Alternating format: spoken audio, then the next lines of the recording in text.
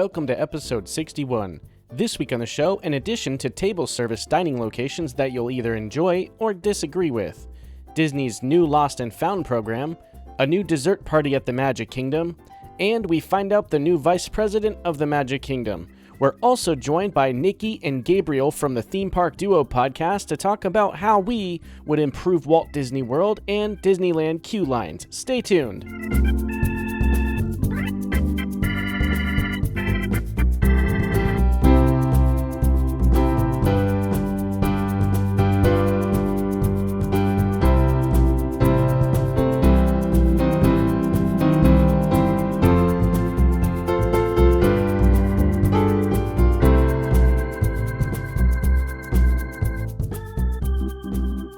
Gosh, are you as excited as I am? Huh? Well, wait no longer. One Little Spark podcast starts right now. Broadcasting from the Dreamport. One Little Spark podcast.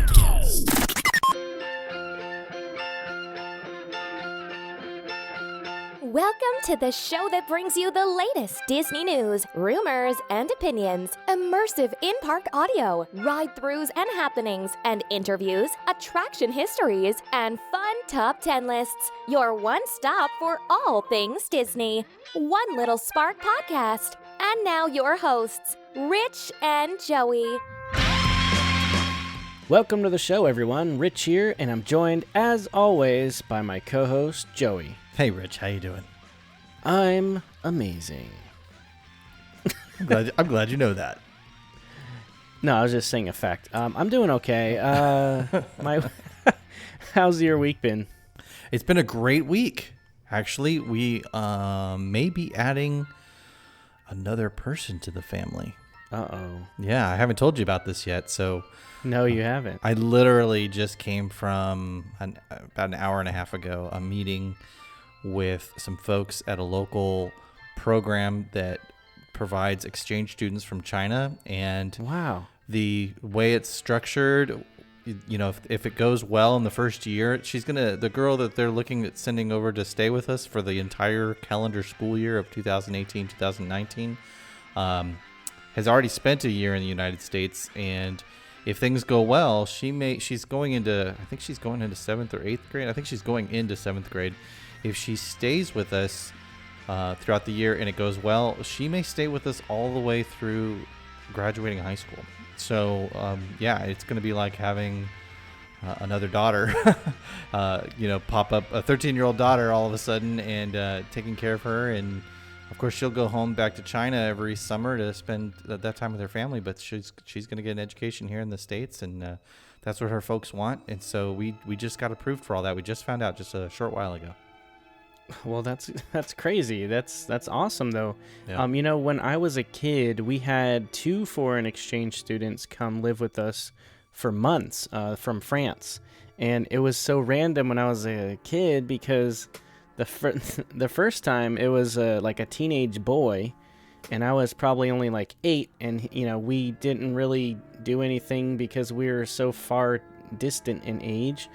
But I remember that so vividly. He was just like listening to CDs that, like, how other countries, they might have the same pop culture stuff, but it's slightly skewed a little bit. Mm-hmm. So like he was a mega fan of Michael Jackson, but at the time that was like a few years after Michael Jackson was not as famous anymore in the 90s. And I'm just like, oh, you're still a fan of Michael Jackson. Wait, were you like ever not a Aerosmith? fan of Michael Jackson? Yes. I guess so. We won't talk about Captain EO. Aw, I like Captain EO. I actually really like Captain EO. That makes one of us. Yeah. It probably makes just one, but... Yeah, I know. One out of... Most expensive movie ever made. That's true. That's true. know? If you guys didn't know. It's the, like, shot for shot most expensive film ever created to date. Yep. So then we had another foreign exchange student when I was in like middle school, and we kind of we had fun then. We went bowling and things and theme parks, and it's crazy though. It's kind of cool. So what made you kind of decide on that? it just sort of happened really fast. Mysteriously. About 2 weeks ago, we got an email from the school that my daughter attends saying that if anybody's interested in being a host family, there's more kids than there are host families. And so my wife and I talked it over and decided to reply and say, hey, we're interested. What else is there to do? We met with the director of the program. It turns out his son is in my daughter's class. So I had met him before. And so we talked it over. My wife and I, again, it said, sure, let's, we looked over the paperwork. We filled out an 11-page application that basically dove into every aspect of our life. And they called us up. Literally, they called my wife this afternoon at like 4:00 and was like, we got your application. We'd love to meet with you guys. How soon can we meet you? And she was like, come on over. So they came over this evening around 7:30. And we, and that was literally less than 2 hours ago as we record this. And so, they came over and like within 10 minutes of walking through the door, they're like, we have a girl in mind for you guys. We'd like to put this together. It's all just happened very quickly, but, Wow. It's been really incredible, and we're very excited. My daughter is 10, and so the girl we're going to be getting is 13, and she's super excited. They asked her how she felt, and she was like, I've always wanted an older sister. Aw. And to tie this into Disney, we were saying if she stays with us a couple years, when she's 16 and goes back to her family over in China, we might go with her, spend 2 or 3 weeks over in China, go to Shanghai Disney, go tour the other, I want to go see the Terracotta Warriors and do all the non-Disney stuff as well, see the Great Wall of China. And, given the political landscape, if things are still going well in 3 years, then, I might be taking a trip over to China, and I'll be reporting to you guys here on the podcast from one of the Disney theme parks over there. Man, I'm sitting here thinking, oh, you probably had a couple meetings this week, and it was a great week. And you're like, our lives just changed. Literally. Yeah. Yeah, that's a lot, though. That's cool. That's a lot of fun. And I know that I had a blast. And what did you do? Too, as well. It rained a lot. That's pretty much it. If anyone here in Central Florida knows, it rained like the whole week and didn't stop. And it's still raining. Wow. And I worked. And I do plan to go to Hollywood Studios and get my Donald magnet. If you guys haven't, remember to go get that. And that's pretty much all I did. Hey, you got another magnet recently, a pass holder one with Figment. I did. Tell me about that. That is from Etsy, and I have no affiliation with them, but they're called Pass Holder Pride. If you look them up on Etsy, they have like 50 of them. They also have some universal ones as well, but there's a ton of fun ones on there. I know there's an Orange Bird one I kind of want to get. There's tons. There's Buzz and some other characters that Disney, of course, didn't put out. But I really liked this one. It's still on my car. It hasn't been stolen yet, and it's been about a week. But then again, I haven't been over to the parks. So right. As soon as you park that sucker over at Animal Kingdom, it's gone. Yeah. Say bye-bye to Figment. So that was pretty cool. I really like that a lot. It's fun. It's unique. I know people are buying them. As soon as I posted it on social media, they're like, where can I get mine? So kudos to them for creating something. Hopefully they don't get in trouble with basically putting art on magnets and selling it. So yeah, you know how Disney watches you like a hawk, so now they're already sending the cease and desist letter. Yeah, they're like a block away with just watching my car. Creepy. What's interesting is you've said this before in the past. It's almost like the Disney lawyers look at another way when it comes to the Etsy people. It's true, and what's funny, if you guys know, I do work at the post office, and today alone I see... Okay, so what I do, I'm a clerk at the post office, so at the end of the day, I have to collect all the mail that was dropped in the boxes, and from the retail counter, as well as all of the mail that gets brought back from the carriers throughout the day in this town. So what I notice a lot of the time, there's these prepaid packages that come back that have ears in them, because it'll say like Etsy and then the company or whatever it is, or magical ears, blah blah blah, and PayPal. And there's a lot that just go through this one town, and I was thinking about that because we were looking at Etsy a couple months ago and chatting about how there's just so much for sale, but Disney's like, it's fine. But this stuff is clearly copywritten material, like fonts and logos and characters, and there's all sorts of creative things and ears all over the place. But yeah, you're right, they don't touch them. But me, little old podcast guy, makes a t-shirt for $4 of revenue. Oh, not even that, right? Yeah. Yeah, and boom, cease and desist, remove your logo. And if you guys know, we used to have a different show logo, and Disney basically told me I had to change it. They sent the cease and desist, and they're like, you can't use the Mickey ears, and that's why we have a skewed version of the Imagination Pavilion logo with Spaceship Earth in the background. So, yeah, they're kind of weird about stuff like that, especially when we're not making money. Meanwhile, Etsy's making a fortune. Yeah. So, Good for them. Anyway. Anyway. Yeah. Well, let's see if we can get that affiliate with the pass holder pride or whatever they're called, so we can get our $4 out of all of this. I know. So, Joey, I just wanted to talk to the listeners for a second. Not you. Just kidding. I'll be over here in the corner. All right, bye. For all of you first-time listeners, hello. We hope that you are enjoying the show so far, and if so, go back and listen to older episodes, as we have had a blast creating each and every episode for the past year and a half. I know, Joey, you've been on a ton of episodes even before formally joining the show. Yeah. Can I come back into the conversation now? Yeah, you're invited back. Okay, thank you. Yeah, I was now the original co-host of the show, so thank you for having me, and I'm glad to be here. Absolutely. So, for you returning listeners, hi. Thanks for your continuing support of the show, and to both new and old listeners, both of you guys, all 13 of you. If you haven't already and would like to show us some support, we aren't asking for money, we don't have any sponsors, and we do this show for free and, best of all, for fun.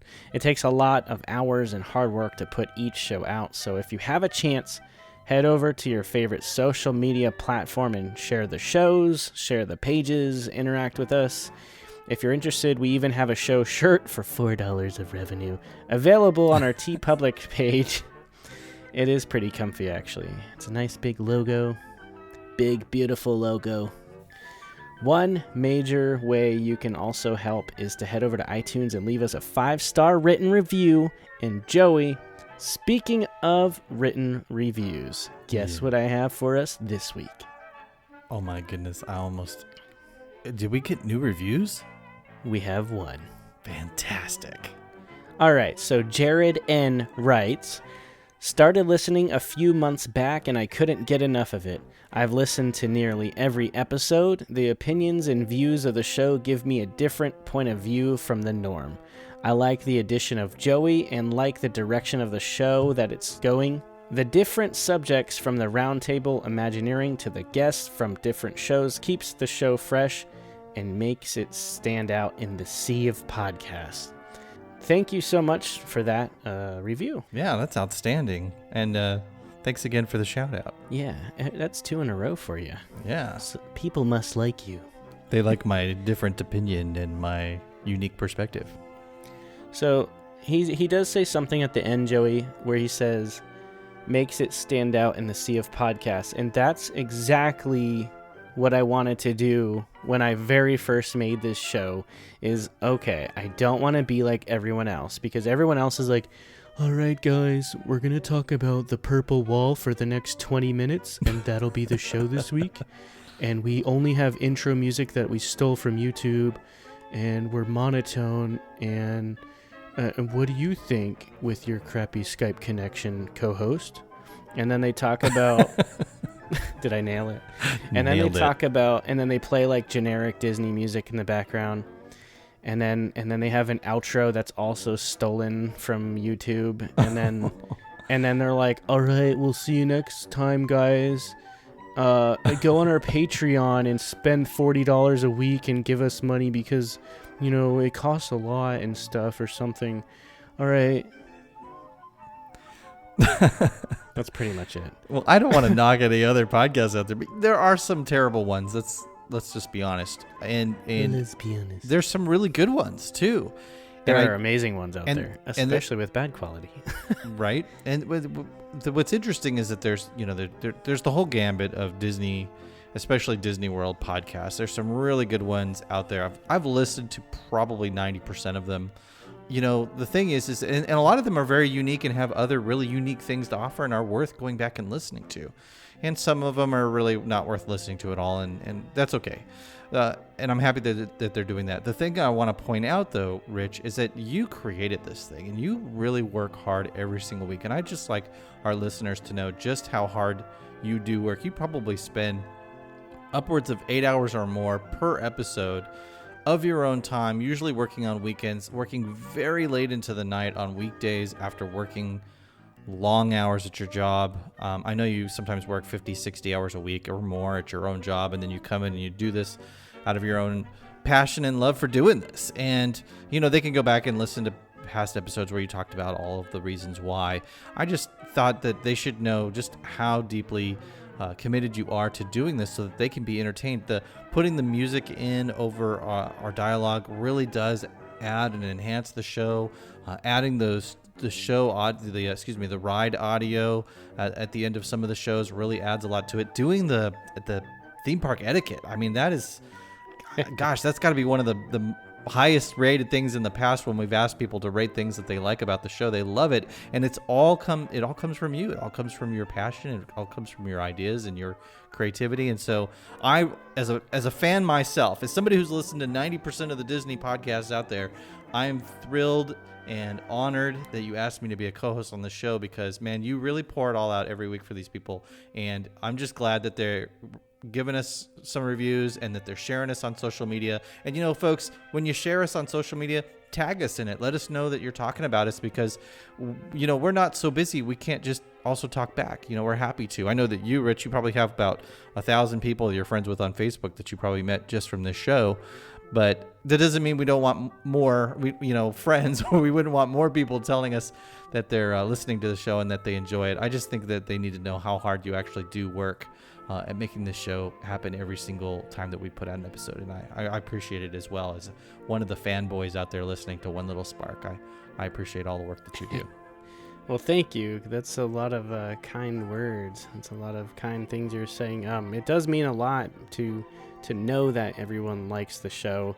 We do get messages. I mean, even like you're saying, go on social media. There's people that'll they'll privately message me like, hey man, I loved the week's episode.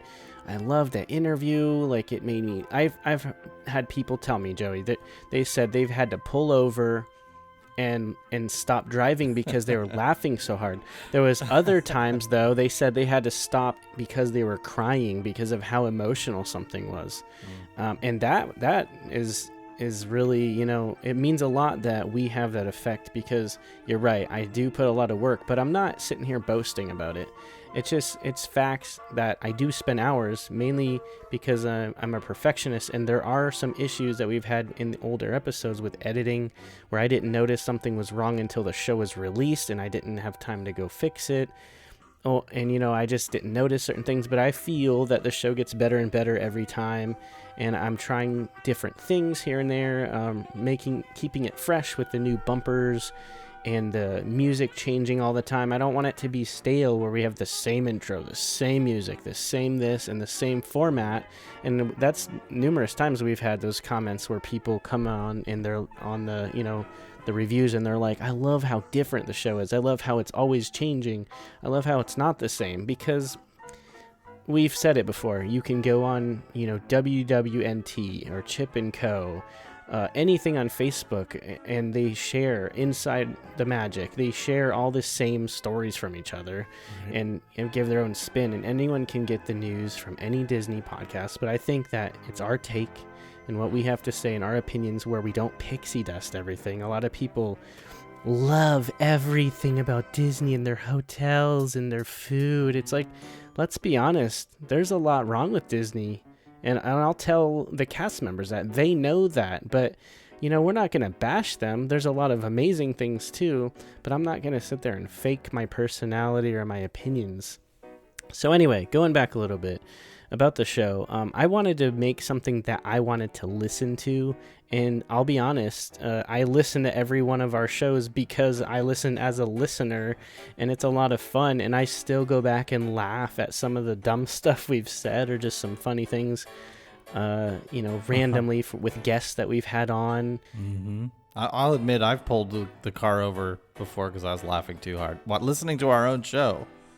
I listened to the April Fool's one 3 times in that same week. It was so funny, and just creating that, and it's memories like that. And you're right, though. I have people add me all the time on social media, and I do have the page in the group for a reason, and I'm okay with meeting new friends. But it's crazy, Joey. I get like 5 to 10 new friend requests every other couple days at least. I had like 10 or 20 in the last 2 days, and they're legit people. So it's crazy that you guys want to become friends, you keep listening. And I know this intro is probably the longest one we've ever done, but it's probably one of the most realistic ones that we've done. But what I'm getting at is thanks a lot for all your support, everyone, and continuing to listen. Every time we put out a show, it's a lot of work, like Joey said, which is why we had to scale back to every other week or as soon as we can release some. Life happens. But you know what? I don't think we're going anywhere anytime soon. I have nothing in my mind telling me I kind of want to quit, because I had those thoughts last year, but then I was like, but I don't want to, because I love it so much. And whenever it's done, I love the product that we put out. So, you know what? With all of that being said, you think it's time to get to the show? Yep, sounds good. All right. We have Gabe and Nikki coming on, and they'll be on right after this.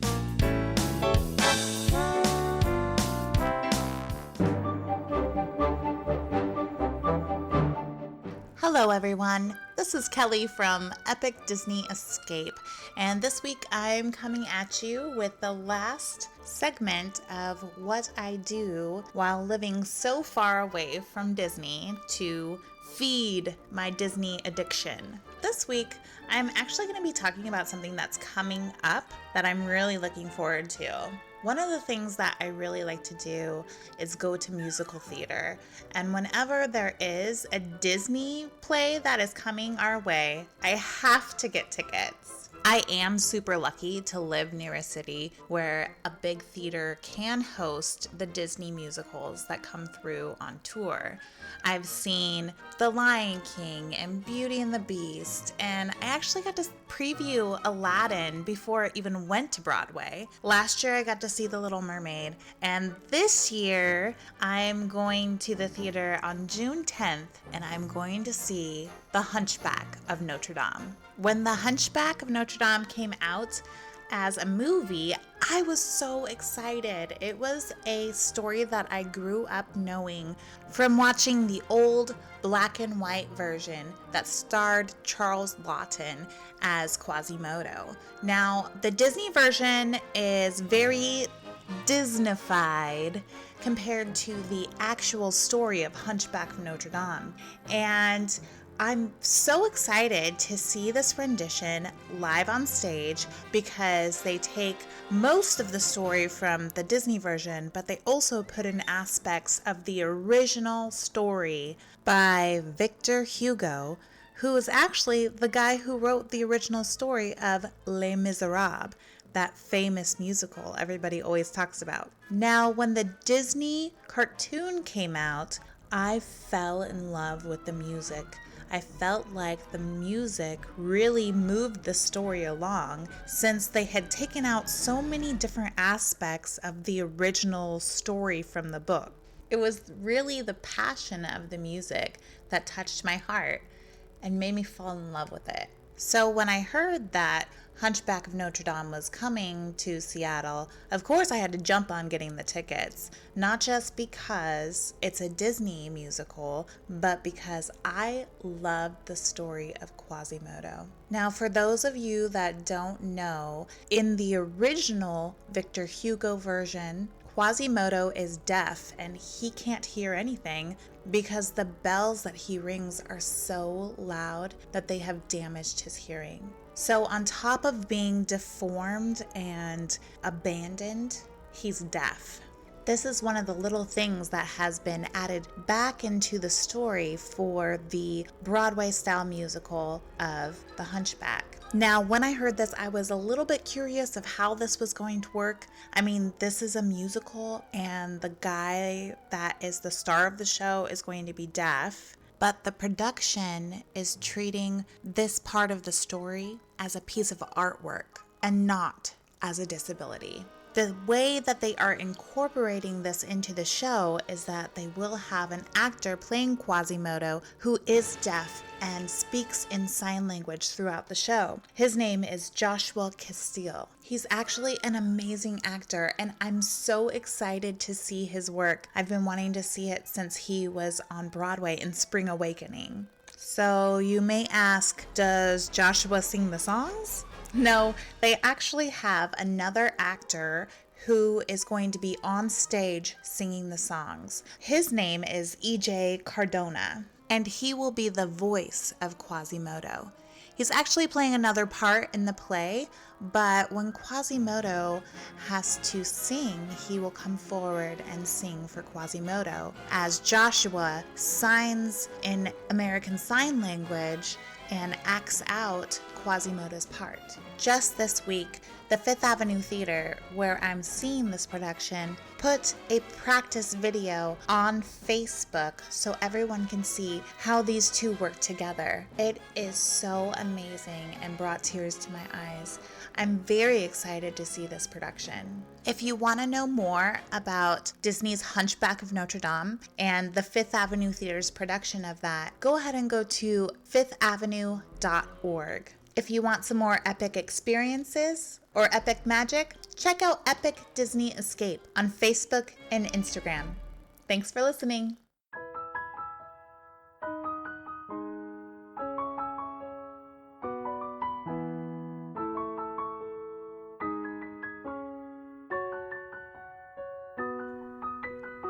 Joey, guess what I received this week in my inbox? Ooh, you're gonna tell me, but if I had to guess, I would say one of these GDPR term privacy update things that I've been getting like a million of because everybody has to update their privacy settings on all their websites. Yeah, I got that. Okay. Awesome. I also got some spam. Oh. That big surprise. I got my Libsyn bill. Oh. And a Podbean email saying that our podcast is popular. Oh, wow. But and do they want you to spend money? Your podcast is popular. Pay us more money. Where it could really thrive is by paying a monthly subscription.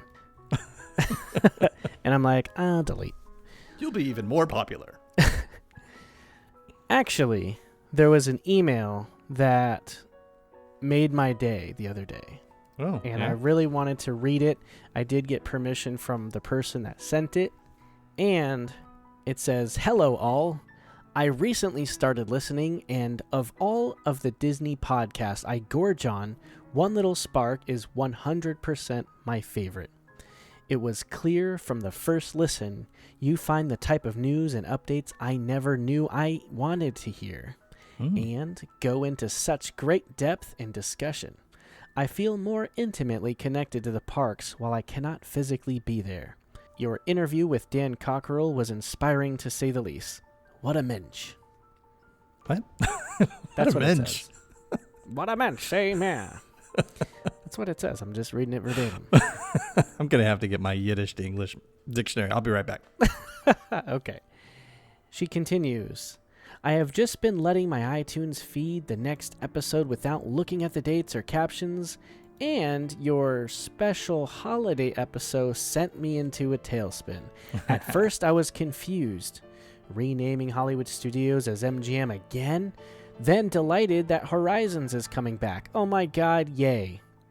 Then shock and rage when you coolly mentioned the NRA will now be sponsoring Illuminations. I had to turn the podcast off to let the waves of sadness and despair wash over me. I'm returning to the parks in December and will be trying to book a fireworks view meal at Monsieur Paul with my family. What is that, Joey? That's the place you can eat in the France pavilion. Okay, well, I need to... Monsieur Paul. Monsieur? Monsieur? Never heard of it. That sounds cool, though. It's a nice place. Weird. I hear the massive steak is good there. Massive Epcot fan. I'm like, what's that at Epcot? Don't know. All right. All I could think about was how to effectively protest the NRA-sponsored show without getting kicked out of WDW forever. I actually went to bed angry and woke up angry and kept thinking to myself, this can't be true. This can't be true. Everything they said was totally ridiculous. What's happening here? Disney would never let this happen. Would they? Well, thank goodness I decided to check the date of the episode this morning. Lesson learned. One should always finish listening to the podcast. That's a good lesson. That's a very good, yes. Listen to the end and then give us a 5-star review. She continues. Also, despite living in a hard-as-nails NYC for 15 years, I am still as gullible as a drunk puppy. You got me, and you got me good. Kudos on the excellent deadpan delivery. Here's to hoping I don't fall down the same trap next April Fools. Thank you for the work you do. I love it all. May the mouse be with you, Britt. Ah, that's so great. Thank you, Brett. That's probably one of the best messages that I've got. You know, a lot of people don't even know we have an email address because we made the new bumper with the social media stuff that directs you to the website. But yes, if you want to send emails like that, which was amazing, head over to your email and send one to onelittlesparkpodcast@gmail.com. And of course, check out onelittlesparkpodcast.com to find all of our social media outlets. That was awesome, right? That was great. We love getting feedback because, you know, part of the reason why we do this is because you and I get to chit chat with each other, and we enjoy doing that in general. But when we get an email or a message from you guys via social media, it really does make our day. It gives us a chance to actually have a dialogue with you. We get to do that, I guess, every day on the Facebook group, but there's something about getting an email that's just sent to us, and you know, it's a little bit more intimate. It's really special, and so I appreciate that, Britt. I really do. That email literally made our week. We really appreciate it. Yeah, I was reading it, and sometimes we get emails to the website email, and it's like, join our group, follow this website, and it's kind of spammy. But occasionally we do get messages on there, and they're really, really nice to read like that. So Joey, I have something for you, and I want you to hear it. All right. Are you confused? No. I am anticipating something that maybe once I hear it, I can't unhear it. It's something that's really cool. I had made from the same website that I had our intro that you guys heard earlier, the brand new one. I had it created for you for your new segment, which is Joey's Hack of the Week. Check it out. In a world where a happy and memorable vacation is key, he has the answers. Get ready for tips and tricks for your Disney trips. Right now, it's Joey's Hack of the Week. Oh, I love that. That's so great. Thanks, man. Yeah. What a I cool know surprise. that you had no intro. I'm like, here's Joey's Hack of the Week now, guys. Yeah. And then when we just kind of started.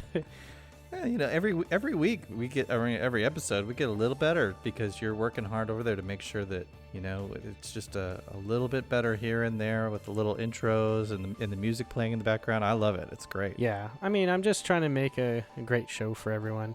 There's no, nothing crazy. Just having fun. And I like to keep the high quality and the high standards with this show. So what do you have for us this week for your hack? Well, my hack of the week, in a world when your friend says they're going to Walt Disney World and you've been 10,000 times, here's what you should do. So this is a hack that I've been thinking about for a while now. And oddly enough, Sunday night I was bowling, which isn't all that odd, but I was bowling with some friends, and one of them all of a sudden jumps up and says, "Oh my goodness, I forgot to tell you, we're going to Walt Disney World." And of course, being me, my natural proclivity is to go, oh, well, did you do this? And did you do that? And did you reserve this? And where are you staying? And, why are you staying there? And kind of started getting really inquisitive. So this hack is for those Disney veterans out there, those that really have done their planning. They know how to plan a trip, and then their friend says they're planning on going. As, those Disney veterans who are not travel agents, because we all know that if you're a travel agent, you're instantly going to pull your business card out and try and sell these people on your services, which is great, and you should. I think it's a wonderful way to make a living. But for the rest of us out there who know our stuff, I want you to take a step back.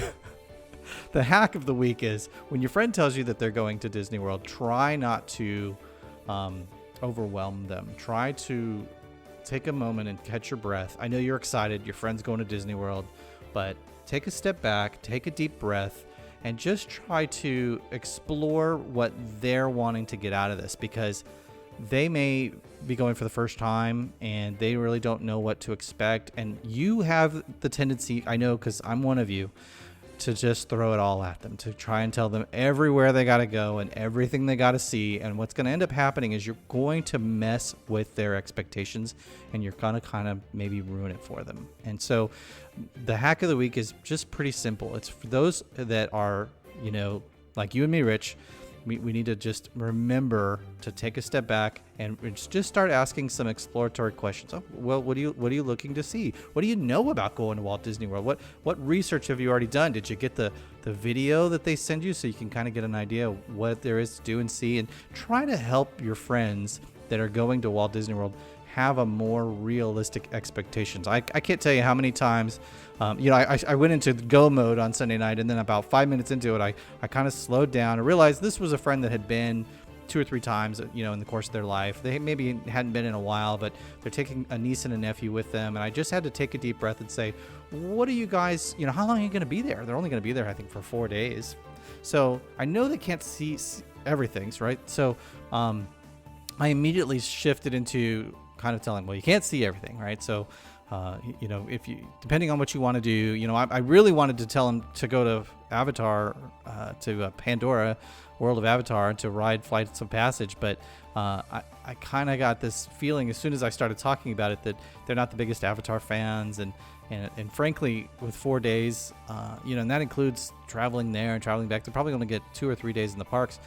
They're not going to have the opportunity to really go experience that. They don't have fast passes for any of that stuff. I kind of learned that. So my hack is really just kind of, if somebody's going, maybe it's their first time, try to help them set a proper expectation, because that's going to help them fall in love with it, so that potentially you can go with them in the future to Disney World and have fun with your friend, instead of having them come back and say, it was too hot, it was too crowded, it was too expensive, I'm never going again. Try to help them understand it's all those things for sure, and that they can't see it all in a short period of time, and they couldn't even see it all if they even stayed for 4 weeks. So that's pretty much what I wanted to say. What do you have to say about that, Rich? What are your thoughts? Definitely. There's a lot of people that set these extremely high expectations, and then you don't want to let anyone down, especially when it's their first time. Yeah, absolutely. So that's a good tip. Thanks, man. I'm glad the tip lived up to the intro. It's a mega summer blockbuster. Don't ruin it for your friends. It's kind of like the Disney version of spoiler alert. Yeah. All right, Joey, we have some news to get to. And we'll get to that right after this. And now, the latest news. Extra!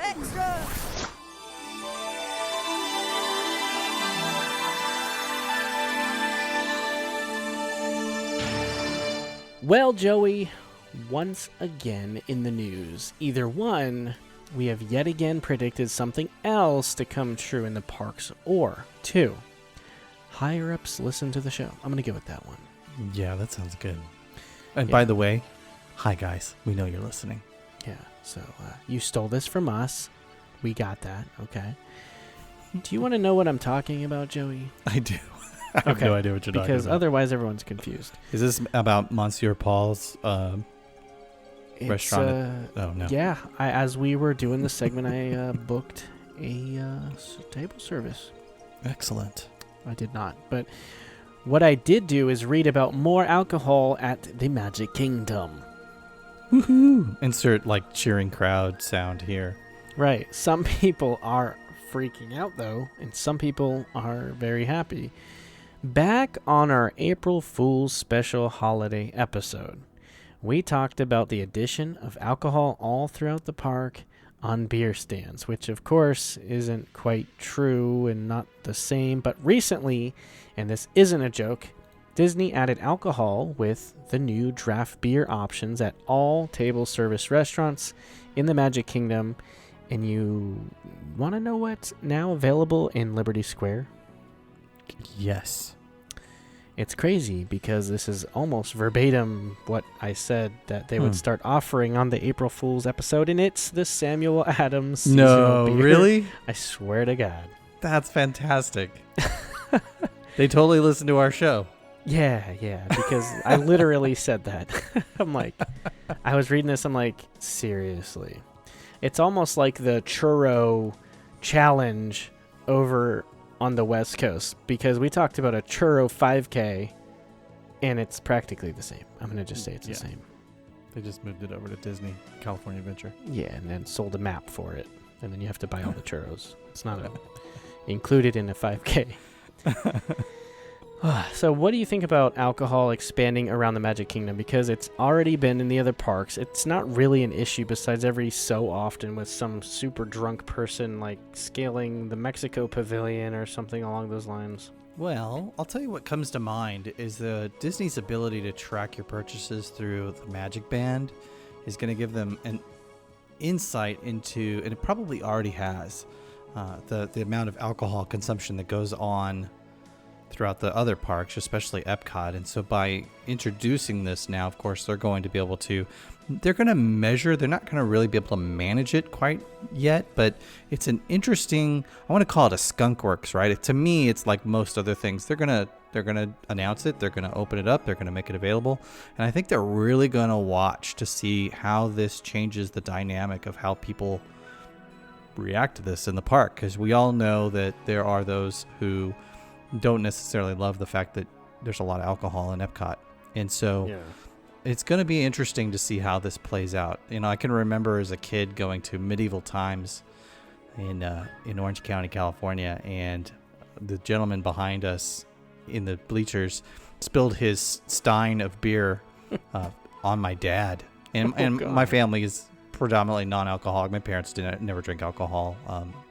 And so, it really ruined my dad's day. So I can imagine some family going through the Magic Kingdom and bumping into some couple or some individual who's holding his beer in a paper cup, and beer's all over him, and it's kind of ruining his day. And the gentleman who's holding the beer is 3 beers in, so he's a little bit inebriated and maybe even acting a little inappropriate. It's going to be interesting. So I don't know how it's going to play out. I think most people are going to be fine with it. I mean, if you've ever been to a ballpark, they sell beer by the gallon there, and it's yes, it gets pretty surly, and security has to be called on occasion to handle some of those situations. But I think people are going to handle themselves pretty well, okay. And I'm pretty sure they're going to, the prices of it that are going to keep people from drinking 10 beers in a day or anything like that. It won't stop them from drinking 10 before they come over to the park, but it'll definitely stop them from buying 10 while they're there. So I guess that's a good thing. Yeah, I don't really see there being a problem with this unless someone's pre-gaming and then having a beer. But usually whenever you eat, it kind of lessens the effects on the alcohol a little bit, just a little. I mean, I don't really see people getting hammered at any of the table service restaurants. I mean, maybe. Yeah. No, I don't think that's even an option. I think it's only at the sit-down restaurants. It's fine. I don't think it'll be a big deal. Something that was kind of cool that they added recently was a major update to the Lost and Found process at Walt Disney World that launched recently, and it's being run by a third-party company called Chargerback. Have you heard of them? I've never heard of them before, no. And I remember when I worked at Disneyland how the Lost and Found system worked. And, it was one of those things where if management caught you picking up a quarter, then and putting it in your pocket, you were pretty much going to be let go. That was like it was a total deal breaker, right? There was no excuse policy around that one. And I worked with people who'd find wallets. They'd find $5,000 cameras. Wow. And they would return them into lost and found, and they would be able to put a tag on it with their name. And I think it was 90 days. It's been 20 years since I worked there, but I think it was 90 days. If nobody called and claimed it, then the cast member was able to actually go and get that stuff. And I knew people had very nice, wallets full of cash and nice cameras that people never claimed, which blows my mind that nobody would ever go back and claim that stuff. But hey, maybe with the drinking in the park, there'll be a lot more things lost. But since they have this new system where they're going to be able to, put it online and help people find their lost items, I think that a lot less things are probably going to make that 90-day, timeline. And there's a lot of things lost in all the parks every single day. You'd be amazed at the number. I mean, just in a single day, how many things get brought to the lost and found there, and I can't imagine how many things get pocketed by people who just happen to stumble across and find them. I found a lot as a guest, not as an employee. I found $10 bills and $5 bills quite often just wandering around the park because somebody put their hand in their pocket, pulled it out, and the cash came out, and the wind blew it away, and I'd be walking along and I'd see it on the ground and just pick it up and then look around. There wouldn't be anybody else around, and I'd put it in my pocket. So I can imagine there's a lot of things that people probably, guests find and they just keep. They don't take the lost and found. So I don't know. It's interesting. I'm glad to see them doing it. It's nice that they're making a proactive effort because they don't really have to. But yeah, it's kind of nice to see. It's sort of a necessary evil, but I'm glad they're doing it. Yeah. So, I mean, anything to help. But this company called Chargerback touts itself as the leading provider of lost and found solutions. They are dedicated to providing a robust state-of-the-art technology solution to assist airlines, casinos, resorts, rental car companies, cruise lines, amusement parks, and public spaces with providing exceptional customer service in the area of lost and found. Their cloud-basis solution, which includes a database, guest-facing notifications, a PCI complaint payment module, and integrated shipping options, are designed to eliminate inefficiencies associated with these cumbersome and frustrating processes. So the system lets you choose from 26 categories. So here's what they are. Blankets, pillows, and towels, bottles, cups, and mugs, cases and containers, cell phone, clothing, drugs, and medical equipment. And they're like, I lost my dime bag. I lost my 8-ball. Have you seen my duty PCP? free? It's a bag of pills, unmarked with skulls on them. They're little yellow duty pills? free. You said duty. Electronics, which is really vague. Entertainment, which is vague. Eyewear, footwear, headwear, housewares. You're like, I lost my blender. Have you seen my skillet? It was right next to the Carousel of Progress. I guess if you're cosplaying as Rapunzel, you might have some Right. houseware. I need it back. IDs, driver's license, credit cards, and passports, jewelry, keys, wallets, and other personal accessories, luggage, travel equipment. That's something that's annoying, Joey, is when people bring luggage around the parks. Have you they're seen just- that? Yes, and it's a lot. you gotta take a If they picture just of that bring next their time you like see whole that. luggage. I will. I'll make They're it like mission a rolling when I go to bag or Magic something. Kingdom They again. just walk it. Yeah, like as if you're going through the airport, suitcases with wheels, and they're pulling them. I don't get it. Like they checked out in I the can't morning imagine and they're going to the security airport. would be like. It's fine. It's like all of their stuff that they live with. Hey, if they want to, if they're heading to the airport and they're making one last run to the theme park before they hop on their minivan guess. to the airport, then sure. Their minivan. The other categories are membership cards and tickets, money and gift cards, musical instruments. They're like, I lost my trombone in the Animal Kingdom Park.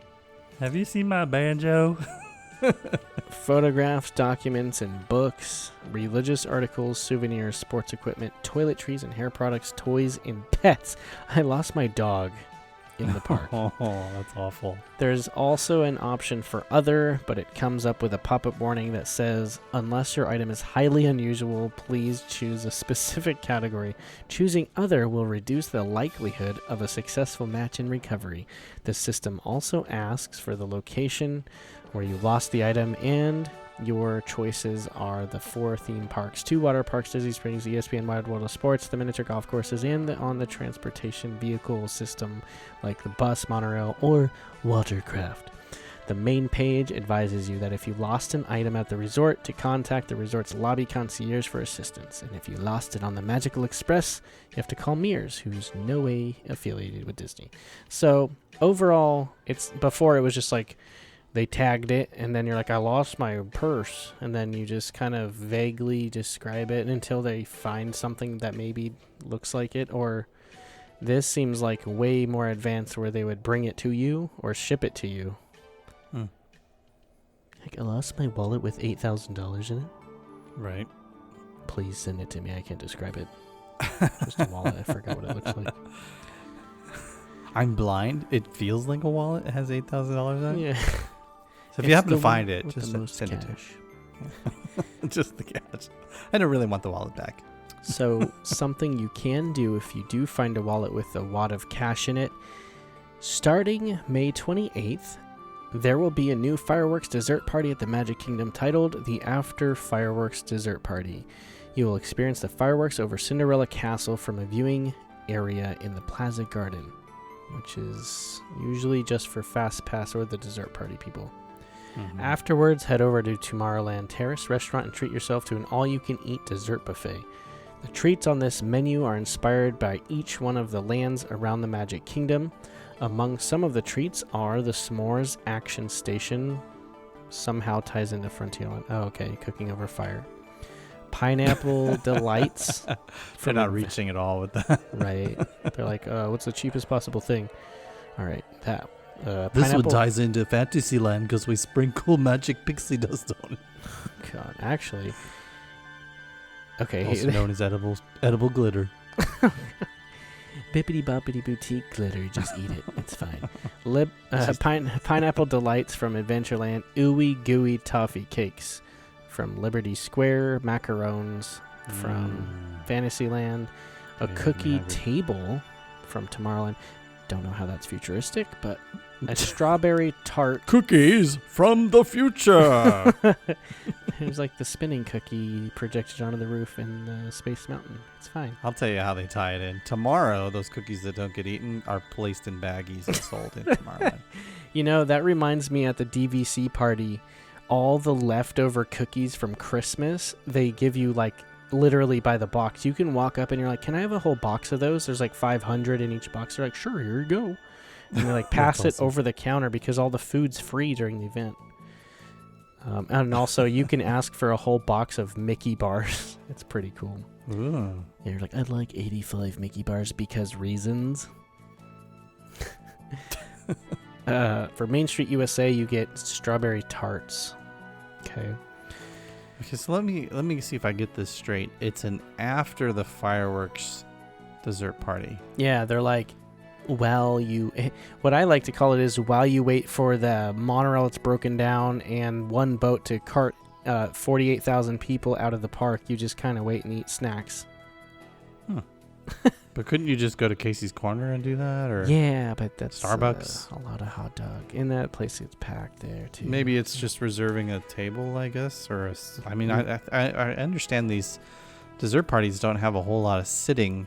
Listen, Joey, this is for people that find wallets with $8,000 in them. Because I'll tell you the price here in a minute. There will be other offerings as well, like snacks that have snacks like cheese cubes, spinach dip with crackers, and house-made mini egg rolls will also be available. Like available. all you can eat? Yeah, it's a buffet. Let's see. Snack on fresh fruit with refreshing beverages such as sparkling apple juice, coffee, tea, and milk. But the fun doesn't stop there, Joey. On July 3rd and 4th, which are slam-packed, and I'm sure it would sell out months in advance, And during select nights for Mickey's Not So Scary Halloween Party and Mickey's Very Merry Christmas Party, guests can enjoy special themed holiday treats as well as holiday fireworks. Here's the price. Take a guess at the price. Based on other fireworks show, with the fireworks dessert parties, at least you get fireworks with your dessert. So, and those are like in the $50 to $70, almost $80 range. I'm gonna say $64.49. Close. Yeah, $69 for adults. Cool. And $41 for kids. Okay, here's the thing. I went to the Magic Kingdom Happily Ever After dessert party, and I personally felt that it was not worth the money. And the reason why is because the quality of treats. Now, what screams to you when you hear s'mores, pineapple delights, ooey gooey toffee cakes, macarons, a cookie table, strawberry tarts, and to drink you get apple juice, coffee, tea, and milk. Oh yeah, and also egg rolls, spinach dip, cheese cubes, and crackers. That stuff reminds me of what you get at a continental breakfast. Yeah. Plus, well, like finger foods at like a business event. Yeah, and plus a bunch of sugary desserts. Yeah. All of that sounds like the cheapest possible stuff you can get. Right. But the thing is this is after the fireworks. So you're spending $70 a person to eat the lowest quality food. Okay, I know Disney's probably to essentially "Please don't have a say all place to this." wait while you drink your coffee and eat your cheese cubes. Yeah, like I'm a logical person, so when I see stuff like this, I'm like, not logical. I'll go to the gas station that they just refurbished right outside Magic Kingdom, and for $14 I can get a sub, chips, and a drink, and I'm full. Like, I don't know. It's to me, it's people are gonna buy this too, though. What else is open that's not on Main Street after? Depends when the park closes, though, because fireworks are at 9 usually. Well, in the park summertime, the sometimes park's close open at- until midnight, 1 a.m. every day, isn't it? So everything stays open besides like a handful of restaurants at the park. Yeah. I mean, I would rather get reservations for Be Our Guest Right. and spend less money. Well, for $70, that's dinner and a dessert at a table service and and an alcohol drink that's now offered. Yeah. I mean, you got to make a reservation for the dessert party anyway. I don't know. Right. Again, this is something that sounds like maybe they're trying out. Yeah. Do you know the numbers on when they sell out the dessert parties for the fireworks show? I don't know the numbers of how many people, but every time I've gone to a dessert party, it hasn't been that busy. I went to the one at Epcot and loved it. The quality of food there is really, really high. Was it the frozen one? It was before that one came out, and Okay. it was all you can drink. Like they had like hundreds of glasses of alcohol poured already, and they also had non-alcoholic drinks like tea, lemonade, and stuff like that. It was good though, and I would definitely do that one again. I heard the Star Wars one was really good as well. I just don't know why this one feels to me like a ripoff, but maybe we'll get someone that's done it or will do it soon, and maybe they'll change our perspective. Don't know. Yeah. Something that I did read about that is, I don't know whether it's good or bad because I don't know who this person is, and everything online that I've read is people are kind of like they just don't know how to feel about it, is that last episode we interviewed Dan Cockerell, who just left as vice president of the Magic Kingdom, and who is going to be replacing him is a guy named Jason Kirk. Jason will be a great fit for the Magic Kingdom, says Disney, with massive additions coming to the park. He was the GM of Disney's California Adventure Park during much of the overhaul and refurbishment. Is that a good thing or a bad thing? Your park sucks, we're redoing it. He later moved to the East Coast and was VP of Epcot until 2014, which is, I think, when Dan took over that park, right? Yeah, it was just 2 years ago, I think. 2.5 years ago. Yeah, 2015. Jason has spent the last 4 years as a VP of Transportation at Walt Disney World, and I would not want that job. So this guy must be pretty tough, because think of the nightmare that is transportation at Walt Disney World. All you ever see outside the parks are just buses and minivans and monorails and things moving and happening, and it's just insane the amount of stuff that goes on every day. And kudos to that guy, and kudos to anyone in transportation, because man, I know it's like a side note, but geez, what a career, you know. So overseeing expansions to traffic across property and new projects, including the express bus transportation and minivan service. So he had that up. So there you go. Very cool. I think it's a good fit. If he has the tenacity to run transportation, and of course GM of DCA, that's quite a resume there. Yeah. So and in 2.5 years, we can have him on the show talking about his retirement. Why he left. What made him leave. Better ventures and stuff. Who knows? So, all right. Well, that's it. And nothing else in the news? No, nothing at all. Quiet news week. Yeah. That's pretty much it. Well, we do have a great show for you guys. We have our friends Gabriel and Nikki from the theme park trio. Oh. Is that what we're calling it now? They're growing. They have little baby Nikki Aaron growing inside Nikki's belly. But we have our good friends Gabriel and Nikki coming onto the show right after this. Oh, hello there. Do you want to connect with our show? Find us online at onelittlesparkpodcast.com. Hello. And on social media by searching for One Little Spark Podcast.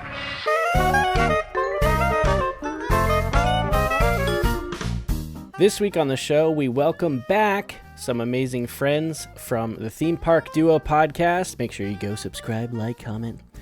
They are great friends, and I met them a couple months ago over at Universal City Walk, and we had dinner and a great time, and we've been friends for over a year now. They've been on the show, episode 25, go back and listen. They are our good friends, Gabriel and Nikki Montoya. How's it going? Hey, what's going on? You forgot little baby Erin, even though she can't talk for herself. She's like, I'm here. Don't forget about me. No, on our last episode, I did like a really disturbing reenactment of what a baby sounds like to me. Yeah, I didn't like that. Eh. Don't do the hand motions, too. It's disturbing. But we're happy to be back, dude. We're really happy to be back on the show with you guys. Obviously, both Nikki and I listen to One Little Spark because, one, it's a great, fantastic show that you have here, but then also we're friends. Yeah. So it's also nice to just hear your guys' voices every now and again when we're not on the phone chatting. That's awesome. Feelings mutual, guys.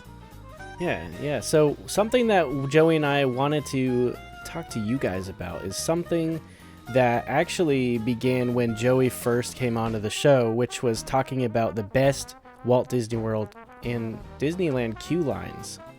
So that was one of the highest rated episodes up to that point. And everyone knows why if they heard the shows before that. But anyway. That was the first one we did, huh, Rich?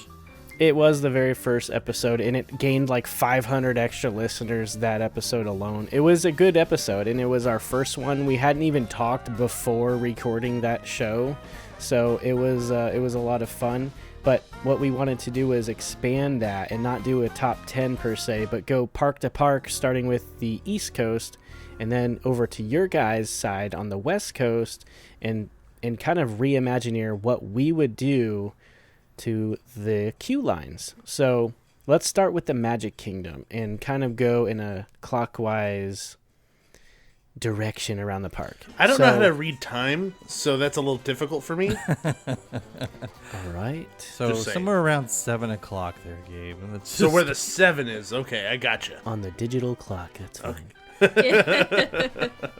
Yeah, because I don't think there's a lot you can do to the queue lines in Main Street. Would you agree with that, Rich? There are, well, the Mickey one, I'd get rid of it and just have it where you don't have to wait 700 years to meet Mickey Mouse. I think it would be nice if they threw in maybe some Mickey Mouse cartoons in that line as well to kind of get you excited to meet the mouse himself. Okay, let's start with that one because I didn't even think about Main Street. And you're right though. There's these posters that are on the wall, and some of them actually move every now and then. They don't do anything. It's just like maybe he'll like smile and do a little thing. A jig. Yeah, a jig. But it would be cool to have something that you can watch, though, like the shorts that the same animation style that's being replaced in Hollywood Studios in their new ride. But it'd be cool to have some sort of entertainment in that queue because it's sometimes it's so long depending on how they have it going at the time. Yeah, like in our Toontown. Yeah, I was gonna bring that up as well. Yeah. It is different theming, so I will give it that. Well, yeah, it's very but drastically still, different. it's our Mickey Mouse meet and greet, and there's a whole room with switchbacks, which could just be really dull, but they have cartoons playing the whole time. And before that, you walk through Mickey's house, so there's lots to see and, touch and... Yeah, so I mean, I think it would be nice if they did add those cartoons in there, or at least add some type of added entertainment like they have with a lot of the other queues, with interactive games or something that all kind of revolve around Mickey himself, or even the Fab Five. That would be nice. I wish. It's interesting you guys bring that up because the Mickey's house in the Disneyland Toontown is essentially a Mickey Mouse meet and greet. But you have this incredible queue line experience that they could easily bring over to the Magic Kingdom, and I don't know where they'd put it, but maybe off of Main Street or something. But yeah, it'd be pretty interesting to see, considering they got rid of Mickey's Toontown over there in Florida. It's definitely something I never even considered. The fact that Mickey's house and the barn that you go to in his backyard, they're essentially just a super themed queue line. It's one of the best that they have, actually, and it's all for a meet and greet with Mickey at the end. Yeah, it's actually really impressive, and I'm always entertained. Same thing with Minnie's house. It's just a meet and greet. Same here. I mean, they are open when Mickey and Minnie aren't there, and people can just go in and look. It's just perfect the way you forget you're in a line, because you're looking at so much stuff. So yeah, and I think the detail in there kind of lends, or at least the detail within those houses for Mickey and Minnie's house shows what the Imagineers are capable of. And when you look at a line like you have for the meet and greet with Mickey over at Main Street in Magic Kingdom, it kind of pales in comparison of what they could be doing. And with that being said, like I had mentioned, they are very different themes, and I understand that. It's not like you could just drop Mickey's house on Main Street over at Magic Kingdom, but you could do something close to the experience that you're having. Evoke the same emotions. Yeah, they used to have the same kind of principle over where the kids area is now in the back, and I liked it better then, but it is what it is. Yeah, it's not like we could talk about that much anymore because Mickey gone, talking Mickey gone. So moving off of Main Street, because there also is the Tinkerbell meet and greet and the train station, but I think the train station is really good and themed how it is. You don't ever have to wait more than I think 7 or 8 minutes for the next train, so for what they have, which is light theming, I think that one's good. Yeah, I think that's fine. Heading over to Adventureland, we have the first attraction is the tree, the Swiss Family Treehouse, which, like we talked about in our Reimagineering of Adventureland episode, I think should be rethemed, like yours over there on the West Coast. Shut your mouth. Oh, jeez. I love Swiss Family Robinson Treehouse. I know Joey disagrees. Nikki's eyes got real wide. I love it. Like, Gabe can tell you, when we went there for our honeymoon, it was one of the things I was most excited about because I miss our Swiss Family Treehouse so much. I mean, nothing's wrong with Tarzan. I just missed it. But no, I mean, other than me, I can see why people would want it changed, I guess. Yes. But I don't want it changed. Well, there isn't really much of a queue, though, either. It's kind of like you just go and write. The entire it's thing is a queue. No, it's It a really walkthrough. Oh, let's go climb stairs after our 16-hour day. It's basically what it is. It's just a long walk path that takes you to nothing at the end of it except for the exit. Yeah. It's called walking the ride, and the fast passes just gives you directly to the exit. It's a walkthrough. It's like any Horror Nights maze. Nikki's like getting her feelings I know. hurt. She's taking it personally. It's the experience. You're acting like you are part of the Swiss family. The Swiss Family Robinson, like you're part of that family. You're not. What's interesting is if they really put some thought into it, these walking through exhibits I don't think they have enough of them, right? I mean, you guys have the castle over there that's sort of a walk-through attraction. Yeah. But yeah, it's actually kind of cool. I actually really appreciate that. It's one of those small bits of Disneyland that a lot of people don't think about. Yeah. Yeah, most people miss it. And, they might go years and years and years without ever knowing it's there, and then all of a sudden discover it one day because it doesn't get really promoted that much. But, they could really use a lot of space to create things like that would take people off the beaten path, and, it wouldn't necessarily be putting them in like a queue line like they talk about, capacity for how many people they could squeeze in the park. But just having these walkthrough things will take people out off of the regular path and kind of clear some of those things up. It would be nice to see some more of that. It's what the whole island is. Pretty much. Yeah. Pirate's Lair, Tom Sawyer Island. Mm-hmm. Yeah. Good point. It's a giant walkthrough. Which I also love. I love just roaming around there. Yeah, wait till Erin's a little bit older, then it's going to be a great place to go and put your feet up while she runs all around and goes crazy. Oh, yeah. Yeah, because I'm not going to hinder her from doing anything. She's going to go swimming across the rivers of America over to check out Splash Mountain. Go for it, kid. You do you. You do you. It's fine. Everyone's like, oh my God, you're going to be terrible Let parents. nature take its course. Doubtful. They don't know you. You don't know me. Well, the next attraction. Rich is just next like, to that moving one. on, please. Well, this will be like a 7-hour show. I regret inviting them on. When no one stops you, you just keep going. So Pretty much. yeah. All right. With that being said, so we do have in my opinion, horrible queue line with the Jungle Cruise. And the reason why I think that is that there's like zero airflow. Even with the fans, they blow like hot air down. Yeah. And the queue is like 1.5 feet wide the whole length, so it's like extremely narrow and hot. It is fun with the radio and the things to look at and the signs and the little details, but as far as the airflow, it's outside in Florida, and even though it's under the overhang, it's extremely hot most of the year. I think it needs some. I think it honestly needs to be opened up to actually have more room for air to get in. Yeah. Maybe some misters would be nice to have in there to kind of go with the fans and kind of just get it all over the place so everyone kind of can cool down. In general, I don't think I would want to drastically change the structure of the queue line for Jungle Cruise that much, because it really does a lot to set up the feelings you're supposed to have and kind of the environment you're going to be in for the attraction. One thing that I think would be kind of cool is to maybe take a portion of it and make like a small stage, and maybe have like a character who is representative of the Jungle Cruise. Like maybe he's the person who owns the Jungle Cruise, and he's talking to all the people who are about to go on and trying to pitch them ideas or something. Something silly along those lines to have something entertaining there that isn't necessarily like a cartoon or an interactive video game like they have in Space Mountain. Have actually like a character there to entertain people, like almost want to be like a clown in a way. Yeah, it doesn't need anything digital or, modern. Stick within the bounds of what the attraction really is. Yeah. I agree.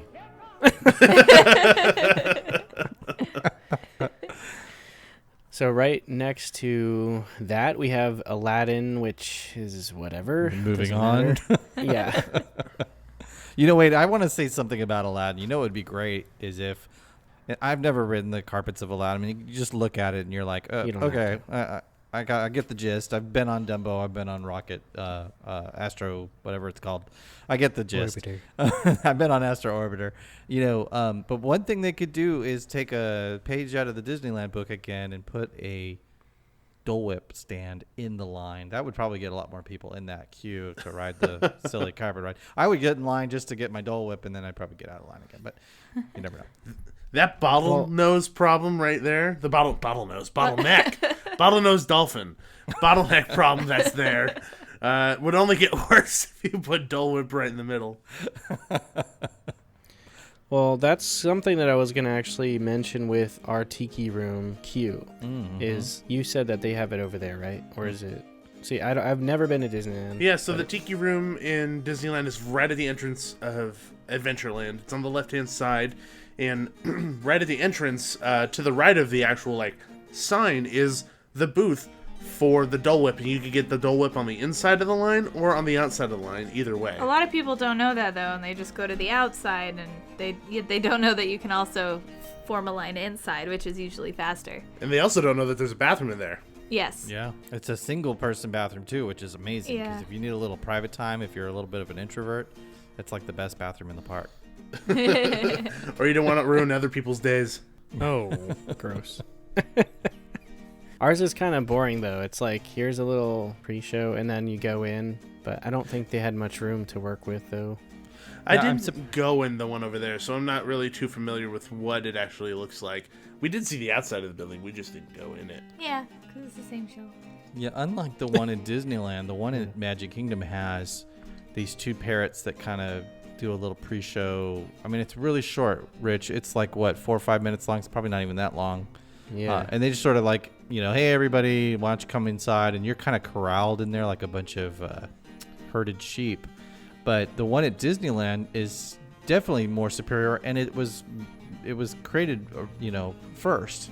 And I'm surprised they didn't do the Tiki God thing like they have at Disneyland, because I definitely think that's a more entertaining show. I can remember sitting on that patio as a kid and just being both equally freaked out and kind of awed and amazed at, that pre-show. Of course, I watch it as an adult, and it's completely campy and cheesy and silly, but as a kid, I thought it was one of the coolest things that you could do at Disneyland.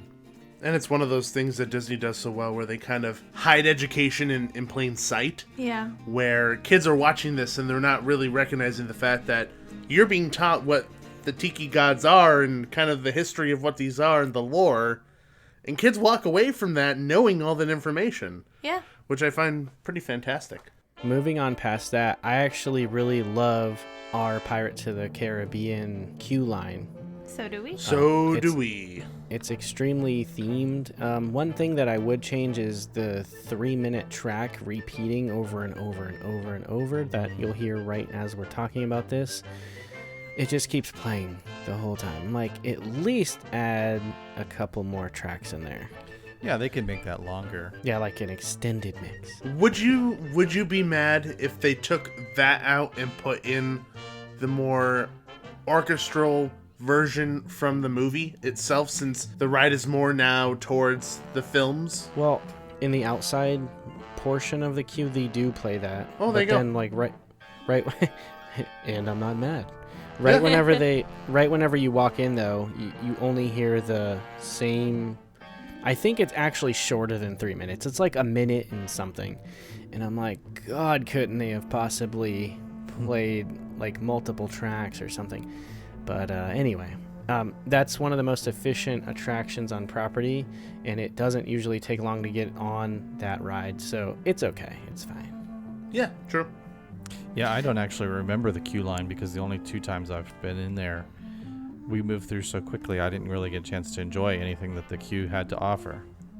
Yeah. I think we were in there for a little longer than like 15 minutes, we right? went on twice. One time we barely waited at all. The second time we waited a good bit, but not too long. We went on twice? Yeah. Oh, I don't remember. I remember. We went to Magic Kingdom twice. Yeah, I know we went to Magic Kingdom twice, but I didn't remember going on twice. It's all the Dole Whip. You're drunk on Dole Whips. I was Dole Whip drunk.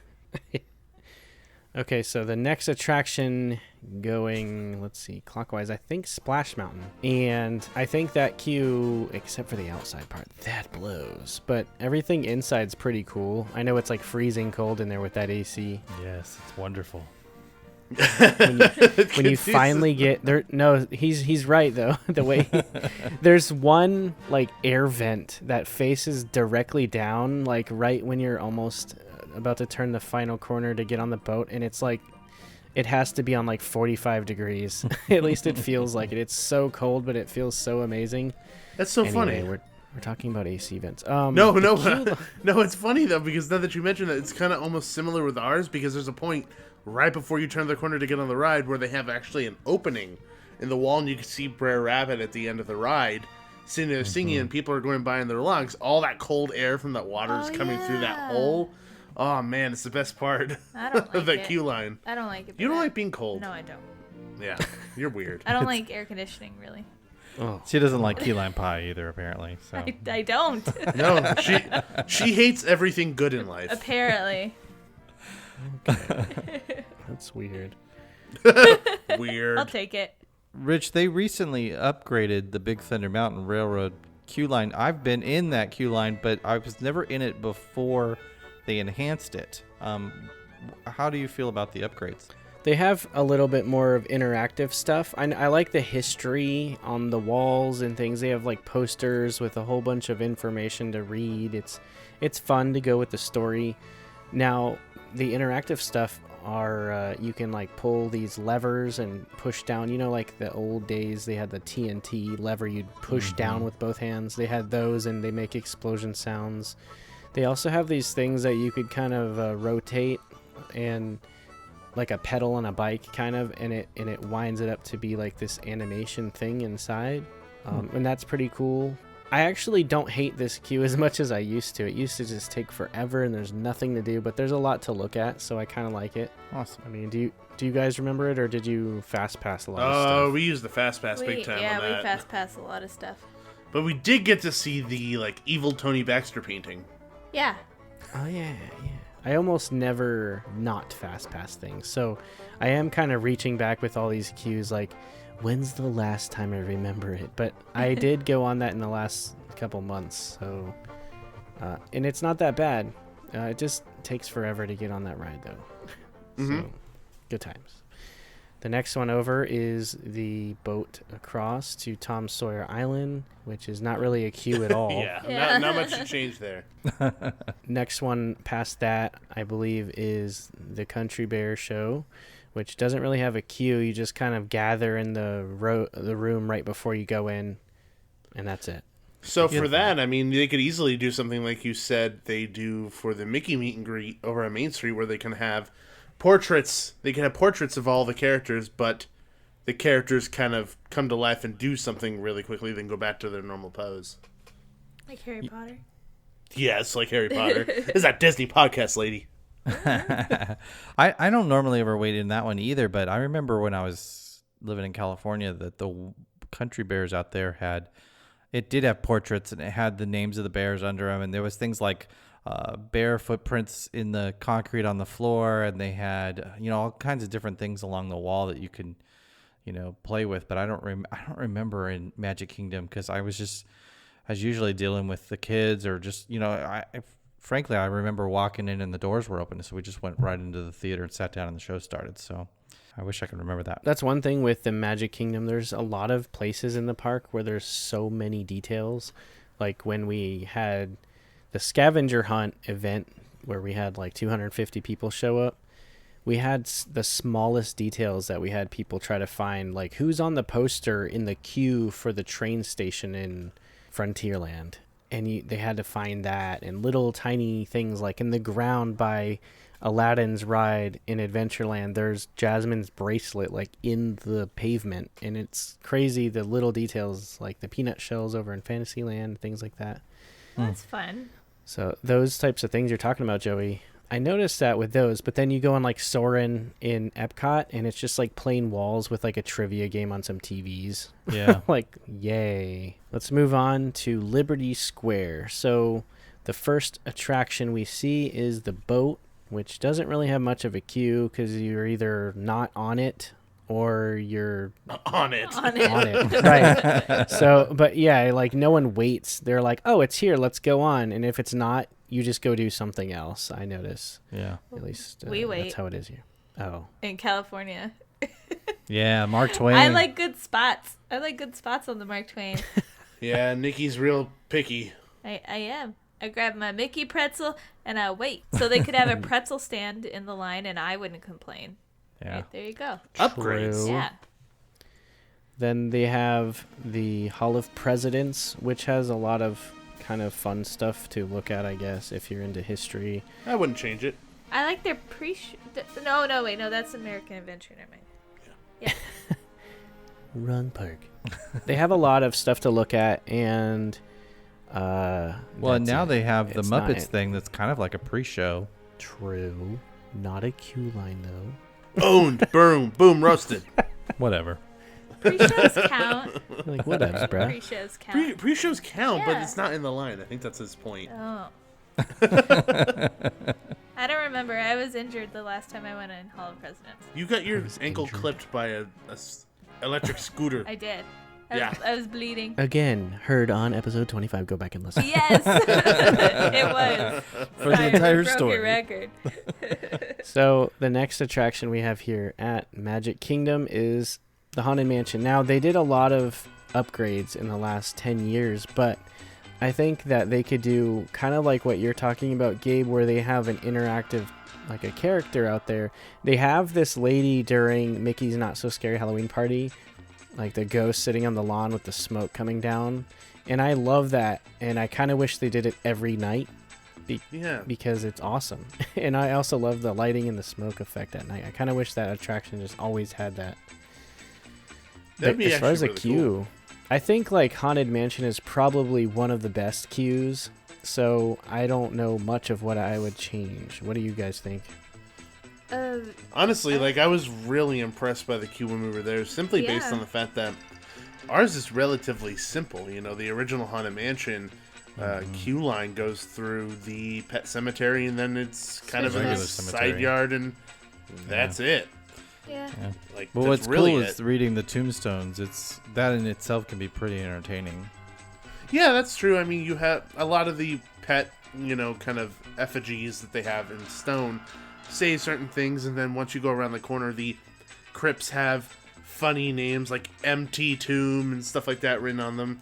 And just recently, they actually added some tombstones to the hill as well. So there's one for Master Gracie and things like that. But honestly, I honestly would not touch Haunted Mansion's queue because I feel like it does everything a queue line should do plus more. Yeah. Yeah. There was a tour I went on that we went underneath the attraction, and they were telling us kind of about the story, and in our queue it actually tells a story. There's a set of busts out front, and they were telling us a story about how there's the lady there, and at the end of the attraction you have to really look, but you have the hitchhiking ghosts, and in the bottom corner there's a portrait of a lady walking away from the mansion as she burns it down.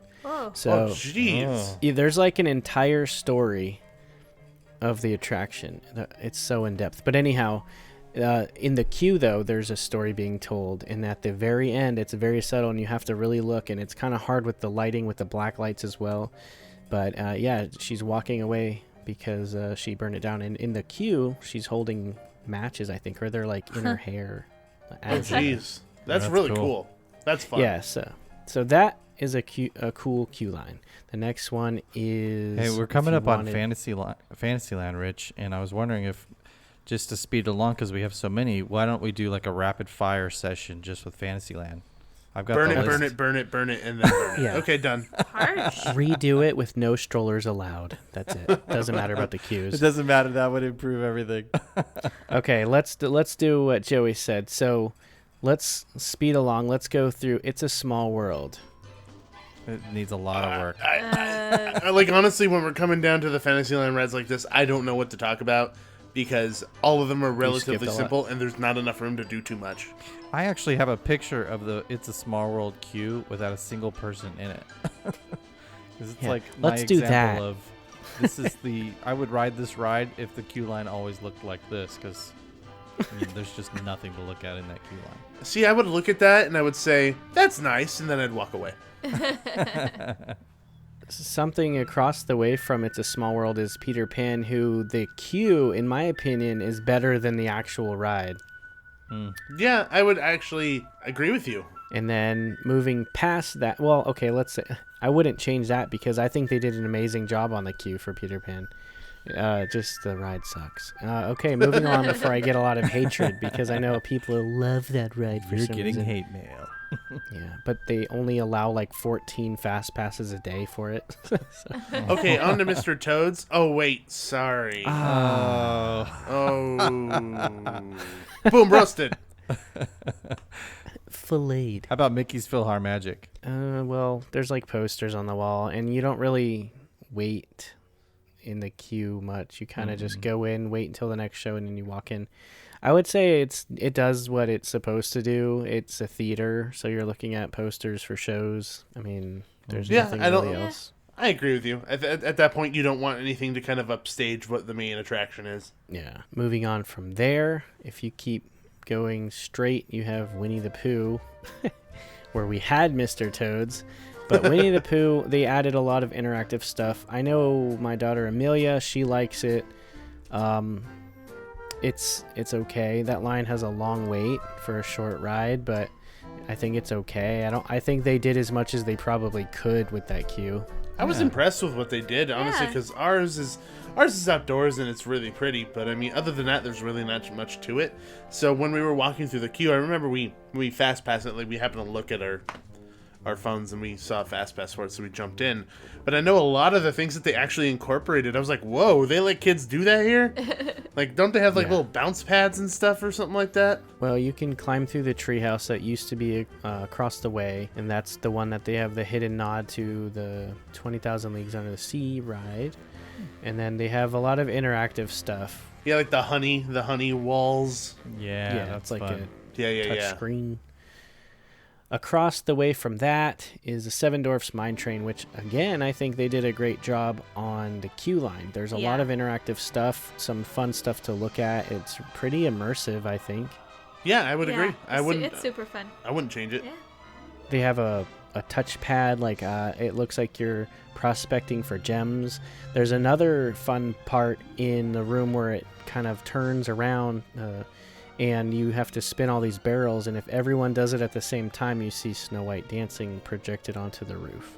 Oh, is that what that is? That's what that was supposed to be. Oh, no, no one spun the barrels. Remember, it was they're just all, like, us? texting. Yeah. Yeah, it was just us, and we were trying to run to every single one, trying to spin them all. It didn't and we work. looked insane, and we couldn't do it. And aren't there some music things out in the line, too? Like water music things or something? Yeah. Something with lights or something, you put your hands in it? You're right. Yeah, it's like a stream of water where if you put your hand through it, it plays that tone. Yeah, cool. yeah. Continuing back behind, we have Enchanted Tales with Belle, which I think they did an amazing job with that queue for like a toddler's ride. Did you guys do that when you came? No, but I've seen videos of that, and it makes my jaw drop. It's pretty cool to see in person. It's extremely detailed. They have small details like a portrait of Belle and her mom. They have markings on the wall for her height over the years. Mm-hmm. There's things all like the half books in the disheveled. room. Yeah.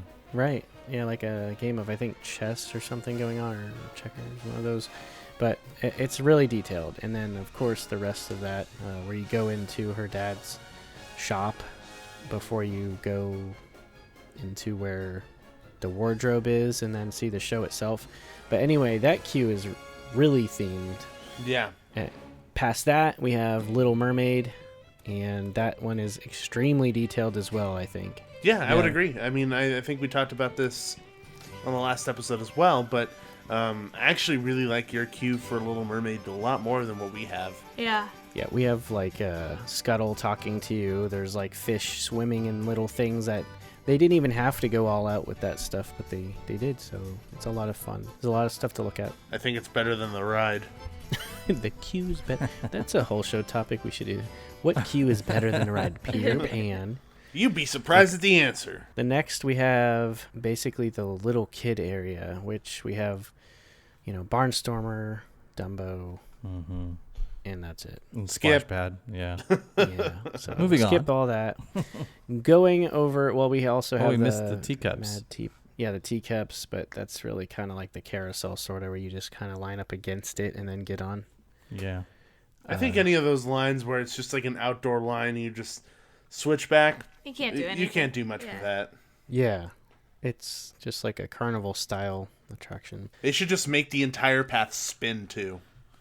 Just everything spins. That would be awesome. You have to hold on for your dear life. life. It'd be great if they gave you a teacup when you got in line, but then you never got any tea. Oh. Aw. It's so sad. Like the movie. The next one going into Tomorrowland, we have the Speedway, which I think would be nice is a gas mask in the queue line.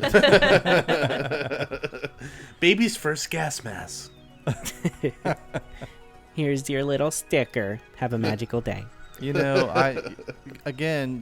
is another one where Disneyland, there was a time when the Disneyland queue line for the Autopia was just a switchback, and that's all it was. And then you got on the ride and you went. When they upgraded it to include both of the Fantasyland track and the Tomorrowland track, making it twice as long, they did some really cool stuff with some interactive screens, and they had like jokes that would pop up and had these little characters that were made to look like the cars. It was Chevron. Chevron was the sponsor. Yeah. Do they still have that out there, guys? No. There might be something in that room now where they had the screens. Yeah, we haven't gone on Autopia in a really long time. I think it's I don't think it's anything nearly as fun, though. If there's anything on the screens, it's like fake advertisements. Yeah, I couldn't attest to what's in those rooms now. Yeah. Chevron is no longer the sponsor, and now it's Honda, and there's a lot more of the Osimo robot included in a lot more of the attraction itself. Of course. But I can't say anything for the actual queue itself. I think it's just blah. More blah than it used to be. Yeah. Well, it proves that they can actually do something cool with it, and it'd be neat if they brought something like that to Magic Kingdom when they upgrade those cars from petrol engines to electric engines or hybrid or whatever they're What are gonna you, do with them. British? Petrol. Yes. I watch a lot of British car shows. Don't blame me. Moving on, we have Space Mountain. Here's why I like the queue for Space Mountain, because when I was a kid, that music, which is like subtly creepy, built the anticipation for the actual ride itself, I think. And they did add the interactive games, which whatever. I enjoyed it. Whenever they work, they're fun. And but I usually do fast pass, so it doesn't matter. And then I think that I like the queue for what it is. It's kind of long, but whatever. Mm-hmm. I like it because that was my first trip to Walt Disney World. That was the first queue I waited in with anything interactive ever. So I was like blown away. You were enthralled. Oh yeah, and it was a really long wait, so we were playing all the games, and they all worked because it was a long time ago. It's much better than ours, to be honest. Ours doesn't really have anything at all, and when the lines are long, a big major part of the line is outside. Well, that's because they moved it outside. They really don't have you waiting inside anymore. Yeah, they kind of keep you outside, and then they only let a certain amount of people into the tunnels themselves so that you can get all the way down into the major portion where the loading is. My favorite part, can I say my favorite part of ours? Go for it. The static walls? Static. If you go down the hallways and you just hover your hand over the bars, you can really give a shock to someone you're with. Yeah, pretty much. I always try to shock Gabe. I don't know what it is, but there's something in that room. I think it's just really static dry. Electricity. It builds up the builds static. Up so fast. I don't think that would ever happen in Florida. And if you hold it over the little metal bar, you could see the little bolt going between your finger and the metal. Uh-huh. Just shock a bunch of random tourists. Speak English. It's funny that we're talking about queue lines. When I worked at Disneyland, I would actually, I had to clean a lot of queue lines. And I remember being in there with a vacuum cleaner, vacuuming the floor, and getting shocked every time I touched one of the metal bars. And I could feel the arms, the hair on my arms were rising, and it was just pure agony all night long. I got probably shocked 200 times that night. Oh, man. He would come out of there looking like Beaker after an explosion. Yeah, but your guys' Space Mountain is way better than ours, and I think coming from a perspective of somebody who doesn't have that all the time, I think it's actually really cool to have all that stuff, and I think it's great to entertain kids during that experience.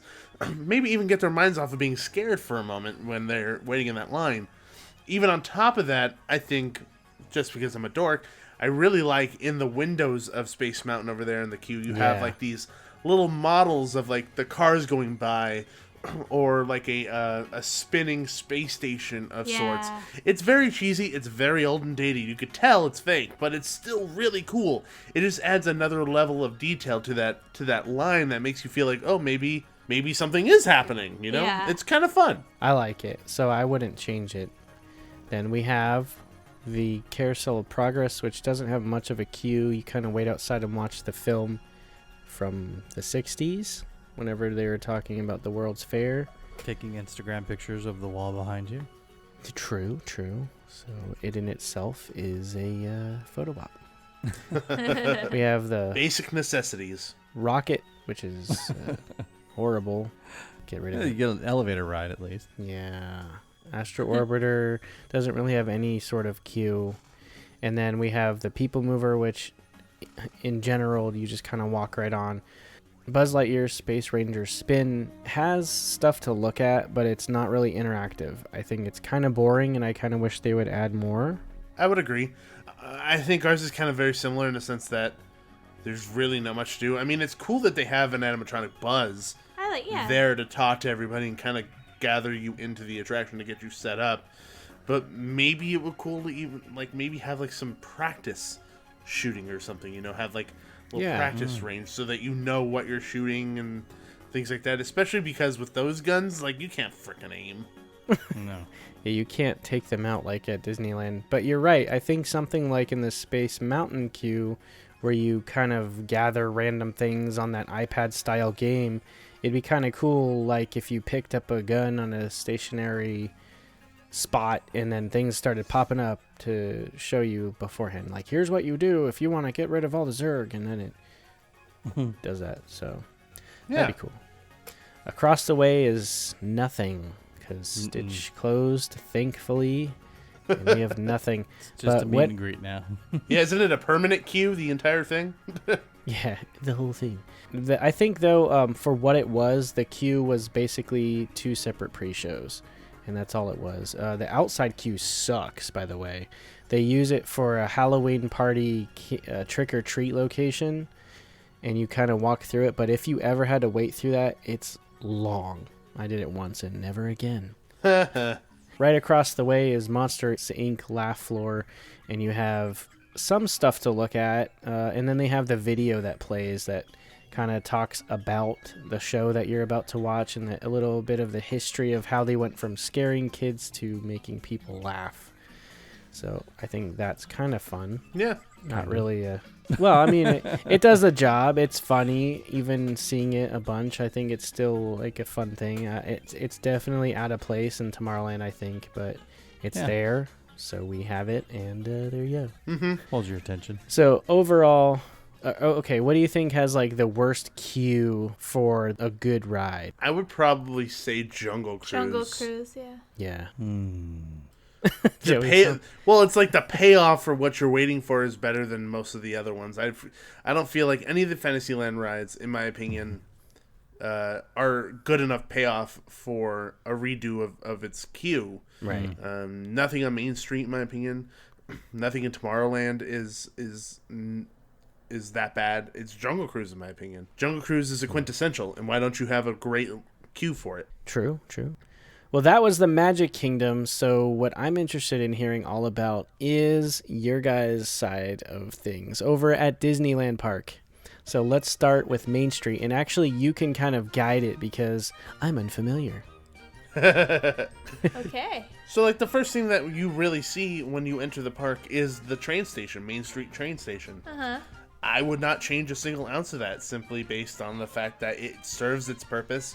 You don't really need to have any sort of entertainment waiting to get on the train. And what is it, only 8 to 10 minutes per train coming by? Depending on how many trains they're running. That's true. Sometimes it can be pretty long. Yeah, that's true.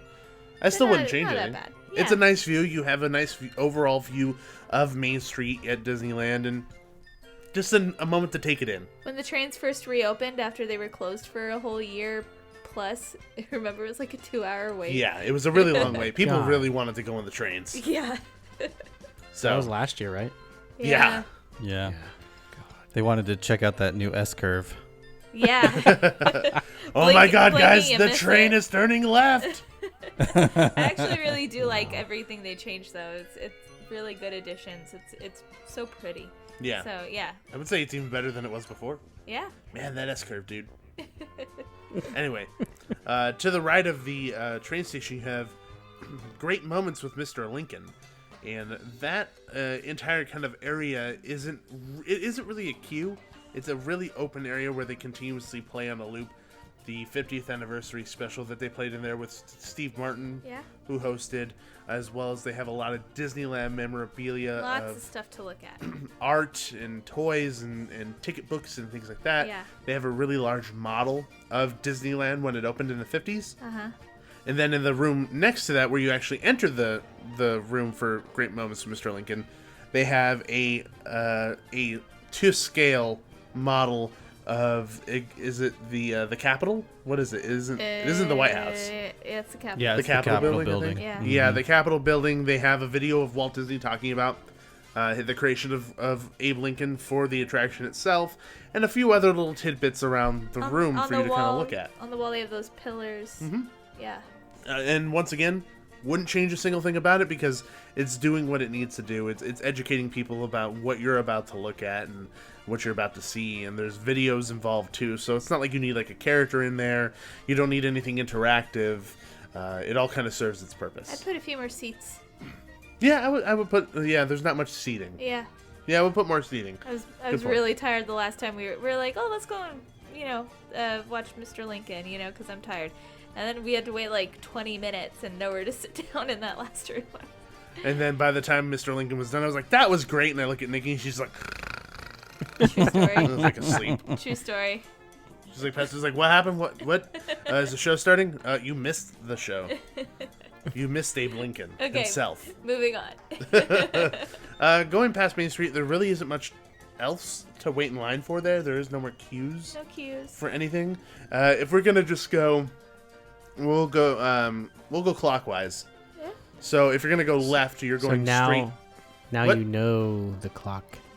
Yeah. Well, I learned You could between the read beginning time. of the episode and now. I learned. I read websites and such. I'm still like to me that's counterclockwise. It's counterclockwise. Wait. It's clockwise. Where's 12? Okay, Is so 12 if we're on Main Street, looking at the castle, where we're standing is 12, or not? It's 6. And then if you go to Adventureland, See, you're confused you're going too. around, and then the castle is at 12. We're just turning left. The partner turning left, statue is people. the center of the Yeah, clock. the Toontown center is of the 12 clock o'clock. is the partner statue. Yeah, the Toontown castle's is 12. o'clock. Though the castle is 12, and then the Main Street is 6. Okay. Got it? Yeah. Cool. Nikki's still very confused. We're going to Adventureland, people. Okay. We're going to Adventureland. As we talked about, we already kind of talked about it. We talked about Tiki Room. Yeah. I wouldn't change anything about Tiki Room. It No. already has the Tiki gods and kind of the stories there. And you have Dole Whip. And Dole Whip. Yeah. What could you beat? Yeah. Our Jungle Cruise, I would pretty much almost say the same thing. Yeah. I would say that it definitely needs some type of entertainment that's in that queue. Well, I don't like how the staircase is technically 2 lanes. Oh, it's so It's annoying. awful. It's the It's worst. not wide enough, and it's really convoluted. It's confusing. There's like a little line that's been rubbed off of the floor, and so you get down to the bottom, and you're like, oh shoot, this was 2 lines the whole time. Like it's just you're trying to be like shoulder to shoulder with someone next to you. It's bad. I would don't get like rid it. of the whole 2-line thing, Yeah. period. Yeah. Until the very end where you need to split off to get to the 2 boats. But like on the stairs, no 2 lines. Yeah. Like that it ruins everything. It's very open. It's very it airy. ruins everything. I don't know, why was that so funny? It's just so dramatic. It's like It ruins day is everything. ruined. The stairs were 2 lines. I'm going home. First world problems. Exactly. But yeah, I would change the structure a little bit. The only time it's ever really bad is when you have to go upstairs, like with actually waiting. Like if We you're did just that last time. Yeah, if you're downstairs, it's not that bad. I think the downstairs is fine, but if you're gonna change anything, just like the one in Magic Kingdom, honestly, like I would put entertainment in our line, but I would only put it on the 2nd floor. Like we said, the 1st floor is fine. I wouldn't touch it. It's completely okay. Just upstairs, it needs something special. It needs something going on other than that one little random animatronic bird. That's not enough. Moving on from that, if you keep going, you're gonna run into the Indiana Jones Adventure, which that is a prime example of what a queue line should be. I just want them to fix all the interactive stuff. Yeah, they break Please. rather often. Yeah, permanently broken at this point, I think. Yeah, I mean, it doesn't work as good. You were talking about that on a recent episode, that they just kind of left it. Yeah. Yeah, it's kind of sad a little bit, but still, even without those interactive experiences, It's beautiful. the queue is still gorgeous to look at. Ooh, bat guano. Yeah, they have a whole bat guano room. Totally awesome. Yeah. But even without any of that, it really gives you the sense of like you're actually going into this temple. Yeah. It's really, really cool. I absolutely love it. I like the fun, informative video. Like, it's all great. Yeah. Joey, you were talking about that on episode 19.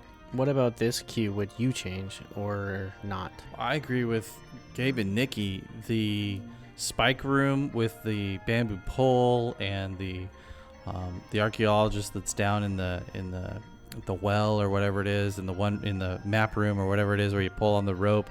You know, a lot of those little features really make it very, very entertaining. But just like we were talking about with Space Mountain, what they're doing is they're making people line up outside because it psychologically gives the impression that there's a lot of people in line for this ride. But once you get through the outside switchback line that you've been standing in, once you get to the entrance to the building, then you seem to walk through a lot of this stuff. I think part of the reason why they're not fixing a lot of these interactive pieces is because the way they are managing the queue line now, you tend to just sort of walk past them. But it is a beautiful queue line. It's another one I've spent the evening in, you know, scraping up gum off the floor and vacuuming up and mopping, and it you know, I've spent a lot of time in there analyzing bat guano. It's a beautiful queue line. I mean, it's a half a mile long, and that's without switching. And so it's, you know, I wouldn't change much other than maybe bring back some of those interactive elements and let people line up inside in the air conditioning so they can have a chance to play with it. I agree. Yeah, and honestly, this queue to me is probably the single-handedly the best queue that I think that I've experienced. I haven't been to Pandora yet, but the best queue that I've ever experienced at a Disney attraction. To me, was setting up the story, setting up the environment, setting up the character of Indiana Jones, and foreshadowing what trouble you're about to get into. Mm-hmm. I think all of the above, it hits every single facet of what a queue line should be. And I'm a little biased because the Indiana Jones films are my favorite films of all time. But if I were to take myself away from that love of Indiana Jones, it still is able to set the tone perfectly, as well as entertain, as well as envelop you into everything that's happening.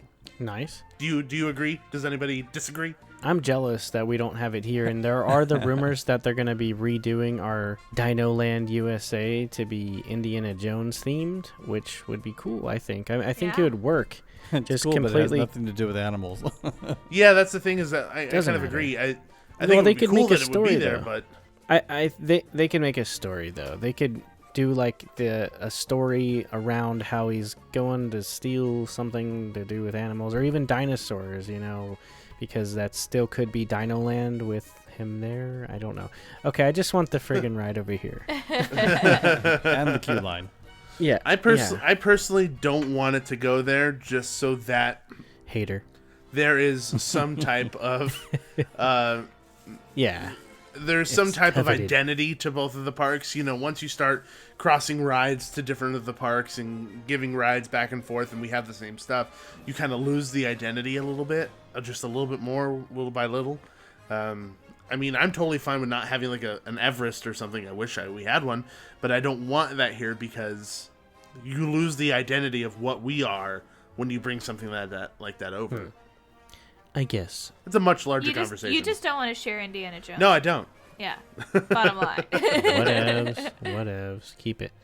So anyway, moving on past that, we have Tarzan's Treehouse, which is essentially the same thing. It's a walkthrough.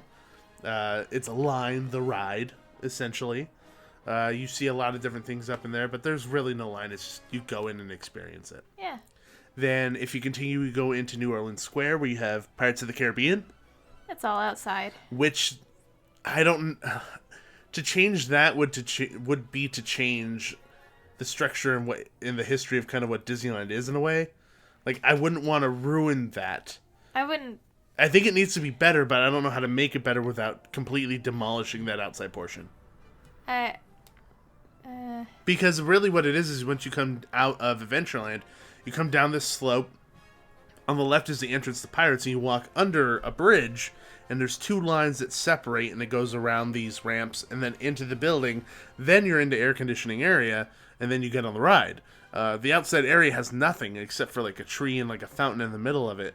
Like that's really it. You would literally need to take out, because I mean the line has kind of outgrown the space that was originally intended to be a line. The line is constantly going up and around and over the bridge, and like you would need to do some major restructuring over there to make a line with the capacity that it needs anyway. Yeah, and like I said, I don't think they're gonna do major construction No. like that to change it, which sucks. It needs to be a little better, but I don't know how I would change it without having to do major construction. What do you think, Joey? It's tricky because it's a part of the park that is so old. I mean, the whole park is old, right? But I mean, like, compared to like Toontown, where they can make a lot of changes. You know, I've been down underneath some of those places that they have over there, and yeah, making any massive changes is going to take a lot of effort and a lot of just a lot of work to change, you know, things that are pretty much connected in some fashion, right? Because everything seems to be overlapping and Jenga, and you know, it kind of Tetris together over there. So yeah, this Jenga tower is tilted, and you can't touch any of the bricks, just like you said. Yeah, I mean it's a rough situation to be in, but I would want to improve it. I just don't know how. I think that you just have to leave. Yeah. And always choose the right side. Always choose the right side. Yeah. Constantly. Never choose the left side. Rich, that's a hint for when you come over. Okay. Because there's no fast pass. Well, there will be. Oh, there will be. Oh, it doesn't need it. They're Longer conversation. Yeah, okay. Longer conversation. Let's not go down that rabbit hole. Okay. So moving past that, you have Haunted Mansion on the further end of New Orleans Square. Honestly, when it comes to our Haunted Mansion, there really isn't too much. And like I had said, you enter through the front. You're at the very front of the building itself. You curve left. You kind of go through the pet cemetery area. You curve to the right. On the side of the house, you have all those tombs and stuff up on the hill. What I think would be kind of cool is if they got rid of all that switchback area and kind of built like what are those things called, like crypts. Like you actually built crypts that you have to walk through. That'd be creepy. And they could possibly put some interactive portions within those crypts. So if you're walking through and you happen to stop there, you could kind of mess with doohickeys and talk to the thing like they have at Walt Disney World. Yeah, I think that they could definitely put in some interactive things. And can I just say that little switchback area back there is so cruel. Because it's super cruel. Because you think you're making all this progress because you're like up close to like the next portion, and then you're right back at the end. Like it's just mean. It's a cruel joke. Yeah. It's a cruel joke. I hate it every time I'm in it. But I think they have one of the prettiest fast pass distribution areas. That's true. They do. They have a very pretty fast pass. I would just sit there with like tea. I would. You do that. You do that with your Prego stomach. I'm gonna go Red Space garden Mountain. area. I can ride Haunted Mansion. Yes, that's what I said. Yeah. That's fine. Okay.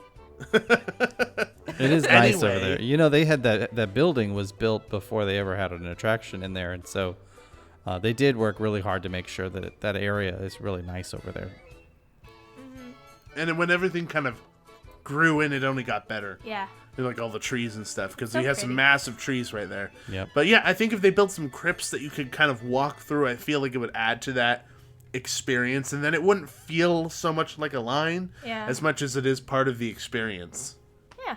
So then people wouldn't really mind so much sitting in the hot summer sun of California. They wouldn't mind going through that long line, only to realize that they're just a part of the way through it because of the way they've got it configured.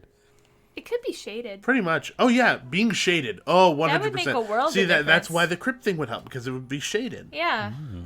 Great idea. Yeah. Perfect. I solved all the problems right there. Just shade it. Then people won't be bitter about your confusing switchbacks. People will stay in the crypts. They could blast them with a cold, blast of air conditioning, and the story could be that it's, the spirits are making the room get chillier, but really it's just you're just going into an air chilled room. You're trying to fix the BO problem. Always. So past that you have Splash Mountain, which honestly the line for Splash Mountain over there and the line for Splash Mountain here are relatively similar. Yeah. Really not too much going on. I think having a little bit more of an interactive portion to that ride would be kind of fun, or maybe do something along the lines of what they did with the music notes at Seven Dwarves, but have it be like a Zippity Doo-Dah instead. You could do that. Something like that, and it's a briar patch. I don't know. Something you could have fun. something interactive where you're like picking carrots or vegetables or something. Yeah, something like that, or some game where Brer Fox and Brer Bear are chasing Brer Rabbit, or something like that. A race or something, yeah. Yeah, that'd be fun. Yeah. Something like that. But other than that, really not too much going on there. Winnie the Pooh, I honestly wouldn't change. And this is the only line where there's no interactive stuff. This is the only line where you don't go inside that I wouldn't change. Why? Because I love the view of the nature there so much. That's true. Like, I feel like it would do a disservice to the ride if you started throwing all this crap at it, because it doesn't need it. It's so beautiful when you're looking at it, because it's all the foliage. I can't freaking say that word. Foliage. All the trees and plants and stuff, and setting the tone for what it is. And then also on top of that, you're almost going into the hill in the ride. You're not going into a book like at Magic Kingdoms. Yeah. You're actually going into the hill where everything is kind of built into. Yeah. So I wouldn't touch that. I think it's perfect the way it is. I think it's beautiful. Now get out of the dead end and go back the way we came. And now we're going to Thunder Mountain. Yes. Or we'll go through Frontierland and we'll go. Yeah. Mark Twain. Meh. Pretzel stand. Pretzel stand. Move the pretzel stand that's 15 feet away and move it up next to the fence. Yeah, well, like Dole Whip, Yeah, like a Dole Whip either stitch. side. You can order from either side. That'd be nice. Yeah. Like right down the center. Yeah. Yeah. I think that would gather a lot more people to get on the ride too. Yeah, it would. So, then you have Thunder Mountain. I would love to see our Thunder Mountain get some type of treatment that Thunder Mountain did at Magic Kingdom. I think it desperately needs it. Needs it so I bad. absolutely hate the frickin' line for Thunder Mountain. I think it's a terrible, terrible, terrible line. It's also like a different configuration every time you go in. I would agree. They change it all the time. It's like they're like, oh, how are we gonna confuse people today? Let's change the ropes. It's like CM's purposefully like to confuse people. Yeah. It literally changes so often. It does, and then they add the fast pass at different places. It's just confusing. Yeah. It's really not that confusing, but we just get annoyed. Yeah, we like things to stay the same. Like Rich says, first world problems. Mm-hmm. Was that a good Rich impression? No. Exactly. Yes. Spot on. They liked it, Nikki. Okay. That's all that matters. That's fine. So if you go past Thunder Mountain, you're going to go back around the back of Thunder Mountain, and you're going to end up in Fantasyland. So the first thing that you come up to in Fantasyland is actually going to be the carousel, which is like right dead center to everything in Fantasyland. Yeah, it's just a normal carousel queue. It just goes along the side of it. Yeah, really That's not fine. much to change there. I think that's perfectly fine the way it is. They just changed the Dumbo queue. They did, and it's very nice. Much better. They moved it to the back, and off to the side, and it's all covered, and it looks great over there now. It really opened up the walkway. Yeah, and it's nice to have a lot of shade there now. Yeah. Because a big part of the problem there was the fact that you're right there baking in the sun the entire time. Yeah, and you're not anymore. And now the queue feels a little bit more in line with what the actual theme is. It feels very circusy. Yeah. They have the little gold statues of elephants that are kind of stacked up on top of each other, kind of adorning a lot of the parts of the tent and things like that. So I really appreciate that. Uh-huh. The Casey Jr. line is... It's nothing. There's nothing there. It's so short. There's nothing you could do for Casey Jr. It's just like Magic Kingdom Fantasyland rides. It's like there's nothing to talk about. The only one that I really think there is something to talk about is Snow White's Scary Adventure. You know what? You're right. Yeah. Because, if we're gonna kind of gloss over those Fantasyland attractions very quickly, because, like Nikki said, there's not really too much to them. Peter Pan, even though our ride is upgraded and a little bit better than yours, our line doesn't really have much. The area, there's literally zero area to grow for our Fantasyland rides. Yeah. Zero. So if you can't really touch touch Peter Pan. Can't really touch Mr. Toads. You can't really touch Pinocchio. Yeah. But the only ride there that actually has a little bit to it is, like you said, it's Snow White's Scary Adventure. Yeah, they have the what is it? A book? It's you kind of go around. It's like a small little dungeon where there's the book but what's on the outside? Is it a book or oh, it's an like apple? a golden book with an apple. The golden book with the apple, and if you touch it, like The witch laughs. The witch laughs, and then you go around, and I love looking in that little dungeon area. It's like it's so cool. Then you have the shadow of the raven on the wall, kind of being very ominous to what's about to happen. Really setting up the fact, like, do your kids really want to go on this? No, probably not. It's really scary. As a kid, I was terrified. Yeah. I didn't want to go on that crap. I'd rather go on something else that's not as It's a terrifying. little foreboding. Like Mr. Toads, where you ride and then you go to hell. That was much more comforting. Yeah. But yeah, that's the only ride with a little bit of interactive, not even really interactive, just Nothing, a yeah, little just thematic anything. Something to look at. Yeah. But yeah, there's no room to really expand there, but at least we have something like that. Okay, let's Then, talk about our Well, if you keep going through Fantasyland. castle. No, well, yeah, I mean, there's a castle walkthrough, but there's no queue for that. You just walk through. I'm just wondering where you were going. No, past. Were you going to the center of the clock, or were you continuing on? We're just continuing on in like this road. I don't know where this road is going, but we're continuing. Well, Matterhorn or Small World and Toontown. We're going towards Small World and Toontown area. Okay, Toontown we don't really need to talk about. Well, not at, well. We skipped a couple things. Huh? So we missed Alice in Wonderland. I think Alice in Wonderland could use a couple more things to kind of theme it out. It feels very just kind of generic at the moment. The flowers could sing. They have flowers. Yeah, the flowers could sing or something outside, or to entertain people who are out there. That would be actually really cool. Yeah. If they made a little bit more animated characters that kind of reflect what you'll see in the attraction itself. I think that would be really cool. Nothing you could do too much with the teacups. Nothing you could really do too much with the storybook canal boats. Like, there's not really much going on there. No. Those are all really hard to do stuff with, right, Joey? Yeah, there's just no room. Yeah, there's zero room. Like, Rich, you're going to be surprised. When you actually come to Disneyland, you're going to be like, wow, things are, like, on top of each other. Yeah. Well, a couple episodes back, we went through, they have a street view from Google where you can, like, walk through the park. And it is crazy. You, like, click the arrow, like, 2 clicks ahead, and you're like, oh, I'm already past that ride. Yeah, and the pictures are packed. They shot it. I thought they would shoot it early in the morning, but they shot it with people in the park. And so it looked like summer. It was so packed there. It's just bodies everywhere. Yeah. Hey, look at this view. It's people. That's not just the summer anymore. It's kind of all the time. That's every day. It's gotten really bad. Yeah. So good luck. Sorry. Go on like a Wednesday. Debbie Downer Nikki. No, I'm telling it like it is. Debbie Downer realistic Nikki. Yeah. I'm like, when's the best time to go? And you're like, never. 10 years ago. Yeah, like on a Wednesday in January. We're going on the Thursday after Memorial Day weekend, and I'm kind of hopeful. I am. You're hopeful? Yeah. That it won't be that bad. Cross your fingers. Yeah, it'll be great for the first 2 hours. Yeah, that's true. We go at opening and we leave at 11. That's like our game plan, like every time we go now. Pretty much. Yeah. Go see a movie down to Disney, and then leave. Anyway, moving forward. Yeah. After that, you have... It's kind of weird how everything is kind of laid out there, but we're going to stay to the left. We're going to go to Small World, where... The line is kind of cool because it's all outside, and imagine your facade that you have kind of underneath inside the building on a massive scale. Like, it's really cool to look at. I am jealous. I'm jealous of your Small World. Ours is like in the ground, and yours is like this really pretty exterior, especially in the Christmas time. It looks really nice. We have the animal topiaries.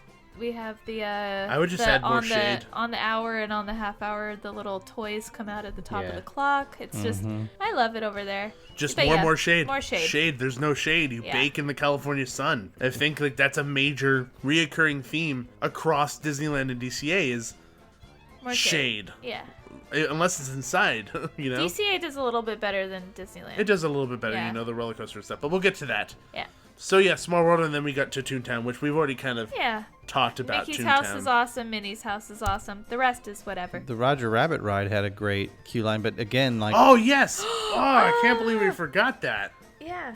Yeah, the Roger Rabbit. You've reminded me because I've only been on it once in like the last year, really, because we don't go to that area that often. Like the one time I wanted to go on it and went on it was me saying I want to go on this ride. I never go on it. Well, and then you went on after I was pregnant. You're like, maybe you shouldn't go on no, this. you went on alone, and you're like, yeah, I'm glad you didn't go on that. It's actually really jarring. Yeah, throws you around. But the queue to me is second in line to Indiana Jones. Mm-hmm. It does the exact same thing that Indiana Jones does, just for Roger Rabbit, and in some ways, it's better. In some ways, it's better because you get the story of what's happening through the characters' mouths themselves. So the cool thing is that when you enter, you go through the load area. So you see where the loading is. It's right inside the doors. You go to the right and you go through these different Toontown environments. Mm-hmm. So you pass by Baby Herman's window, and his chairs or his crib or his bassinet back is facing you. But you see like a little baby arm with like a cigar in it, and then you see like a newspaper, and you hear him talking about the newspaper. You walk by Jessica Rabbit's room, you can hear her talking. There's even like a character at the door who opens the window, and it's like this big gorilla guy like it is from the movie. You walk through underneath the Weasel's little house, and you hear them talking above you. You can see part of the ride at one point. Yeah, you see parts of the ride at one point. It really sets everything up. Even the dip, you see how the dip is made. You walk through the dip area, and it blew the wall out. It's fantastic. I think it's just a really fun line that sets up the atmospheric situation and style of the ride. And Rich, it's gonna blow your mind away. Actually, I think.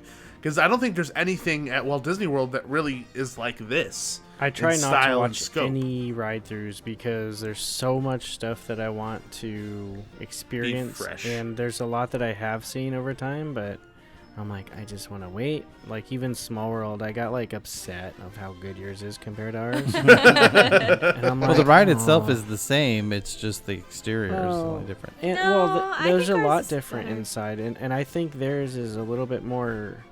Like, it seems like, and I know ours was, like, completely redone at some point, I think in the 90s or the early 2000s. But anyhow, I think when I watched the ride-through, it seems like there's more love in it. And also, they have the Disney characters in that one.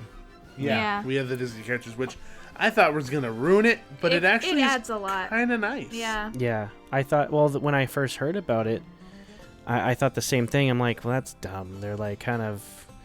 just shoving it in like they do at Epcot and stuff like that. But when I saw it, it's like the same type of marionettes or whatever they are, like the dolls, and I'm like, okay, style. It really fits, and it's the same art style and everything. Yeah, so I think it really looks good. It's not overwhelming. There's like a little thing here and there, and it's nice. Yeah. So if we were to make a quick U-turn, we can go back to Matterhorn Mountain. That other mountain. There's another mountain. They're all the mountains or stuff. Matterhorn Mountain. The line for that is split into two, so it's on the left side or the right side, really. Mainly now it's only filled to the left side, and then they split you off once you get to like the actual center building. And they say, okay, go to the left, or you guys go to the right. And after that, it's really just switchbacks. There's really not much to it. Switchbacks and annoying yodeling. Yeah, lots and lots of yodeling. I love the yodeling. Gabe loves the yodeling. And I mouth sing it all the time, and I dance, and I really embarrass Nikki, and it's probably one of the best things ever. You guys need a YouTube channel. Like a where you do all this stuff. We have one. No, I mean like a more, like, I want to see this stuff on your YouTube channel is what I mean. All right, Nikki. Just like random videos like, today we, here's Gabe yodeling. That's it. It's a whole video. Yeah. Maybe we'll do that. Maybe we'll take that cue. Audience, if you'd like to see me yodeling, make sure you leave us some leave some comments on social media. You're acting like it's our podcast. What? No, I'm not. What about the elusive Gabe crying video that's there somewhere? Oh, the Gabe crying at Magic Kingdom thing. It was because I was holding my GoPro, and you can't tell that it's happening. I was silently crying, but tears were coming out. It's not like I was sobbing. Just bawling your eyes out, like, why is that man crying at the castle? I'm just so Why happy. is that grown adult man sobbing? Crying at Cinderella Castle? Because he doesn't have rum in his Dole Whip, that's why. Right. Yeah. I have to go to the Disneyland Hotel to do that. The Matterhorn Mountain line, I think it would be kind of cool if they were to extend the lore of the Yeti that's supposed to be up in there and have it kind of be in the line, because there's a lot of room above you. There's no way that they're going to destroy that whole area and build like a whole new queue. Yeah. So utilize the queue for what it is and put some of that up. So imagine kind of like what they did with Expedition Everest, but more fitting to the theme of what we're doing. Yeah, they could do that. Like, you could have some yodeling stuff up there and things to more of the like the culture of the Swiss, and then you could have Yeti stuff up there, because outside the line they have like a big Yeti footprint, and it's like, oh no, there's a big Yeti up in there. But nothing in the queue kind of says that. It's almost like it forgets that it's happening. Yeah. It's so weird. Now that I even bring that up, the line itself doesn't do a very good job doesn't of set up anything. setting up what the Matterhorn is, because you're in the line, like Nikki said, it's yodeling. It's like, it's all this happiness, and then as soon as you get on the ride and go up the lift, there's this gigantic Yeti chasing you immediately, and it's like, what is happening? Yeah, With Terminator eyes. Yeah. Gabe, I want to hear your impression of yodeling again. That. Big summer blowout. The big summer blowout. That's what it reminded me of. But yeah, so it really doesn't do the ride justice. I think the line needs to set up a little bit of that scary factor that the ride starts out with. Yeah. It needs to kind of give a sense of what's going to happen, because right now, to me, it's two different emotions completely that it's really doing. Even if it's like journal entries, like posted, you know. Yeah, journal entries. Yes, that would be fantastic. Yeah. If you had journal entries like, today I peed my pants because I heard something roar at me. Something like that. How you mentioned, like, Expedition Everest is like probably one of the most incredible queues I've ever seen as far as detail goes. They went all over the world for all that stuff, but that definitely sets it up. Yeah, no, it definitely does, and I wish we had something like that kind of more in the line of for Matterhorn and fitting to that. Once you pass Matterhorn, on your left, you'll see the lagoon, the submarines. Yeah. That line, once again, is just switchbacks until you get there. I would love for there to be some type of educational aspect to it, where you're actually learning about sea creatures. Or submarines. Whatever it may be. Something just more educational that fits what you're actually doing in the attraction. Because right now there's nothing. Yeah. You're sitting underneath the monorail station, literally, and that's it. But at least you have shade. Past that, you come around the corner, you go are previously known as Innoventions. Oh wait, no, Autopia. And we talked about Autopia and what its changes and what it's gone through. There's lots of shade. It is a very long queue. Can't really say what's in there now. But I wish I remember either the screens were black, like nothing was on them, or it was like this fake advertisement that didn't move. Like, I can't remember, but it was. I remember being very underwhelmed. And I would like it to be something more interactive. Well, the other one wasn't interactive, but more entertaining. So originally, it used to be the Chevron cars. It was a claymation, almost Pepper's Ghost effect, where it was like a mirror image on a piece of glass on like a set, and it would look like the cars on the set, and it would talk and make jokes and stuff. Imagine that same thing, but Osimo. Why don't you make like a cartoon version of Osimo and have him getting into like crazy hijinks? Yeah, he's like or helping someone or anything. Or something always goes wrong with him or something. You know, it could be something funny. Yeah. But I feel like Honda's too uptight to make jokes about their own robot. A little bit.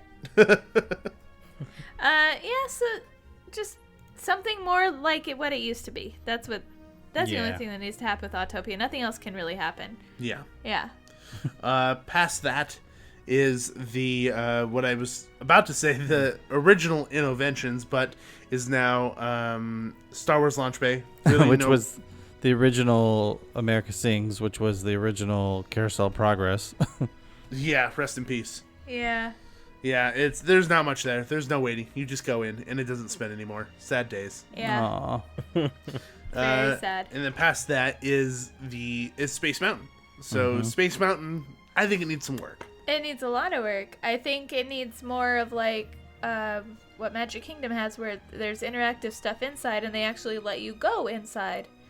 And if there's any way to reduce the static electricity, I'll be sad because I won't be able to shock Gabe anymore. But other people might be happy. And I don't know if I'm imagining this or not, and I don't really quite remember it correctly. What are you laughing at? It's not like I'm going to say something ridiculous. I just don't know what you're going to say. Am I that unpredictable? Yeah. Good. For some reason, I remember there being a window that you could look into the ride. No, that was there. That was there. That was the thing? It wasn't even a window. It was completely open, and you can actually hear the ride because it was an open space. But it was pitch black down there when they had that. There was also a time where they had screens that would play like intergalactic commercials. And they had Charles Fleischer, the guy that does the voice of Roger Rabbit, was like the...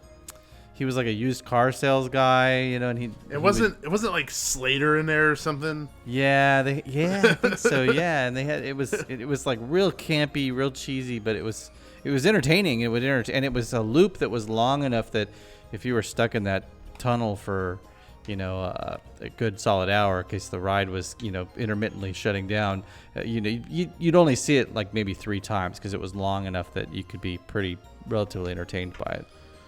Yeah, and I wish they had something like that still, too. Right now, they only have the one random guy who's like, "Welcome to Space Mountain. You're going to go on a ride through space." Yeah. And it's just like, come on, dude. Like that. You're just pretty much giving me a safety spiel so you don't have to do it when I get on the ride. Can't you just be a little bit more entertaining? And if they insist on keeping us outside, at least shade it more. Well, it is shaded. Not part of it. It's all shaded. Nuh-uh. Everything is shaded, pretty much. Like maybe a small little portion in the center when you're coming I don't like that portion. That 10-foot distance, Nikki doesn't like. No. Also, the 10-foot distance from the shading to the shade on the other side, right before you get into the actual line for the ride. Nikki doesn't like about 20 feet of that line. Well, it doesn't matter. I never go on it without a fast pass anyway. That's true. Yeah. And now I do single rider, so I just enter through the exit. Fun fact, the last time Gabe did single rider, he made it on in 6 minutes. On and off. On and off, yeah. Yeah, it was pretty fantastic.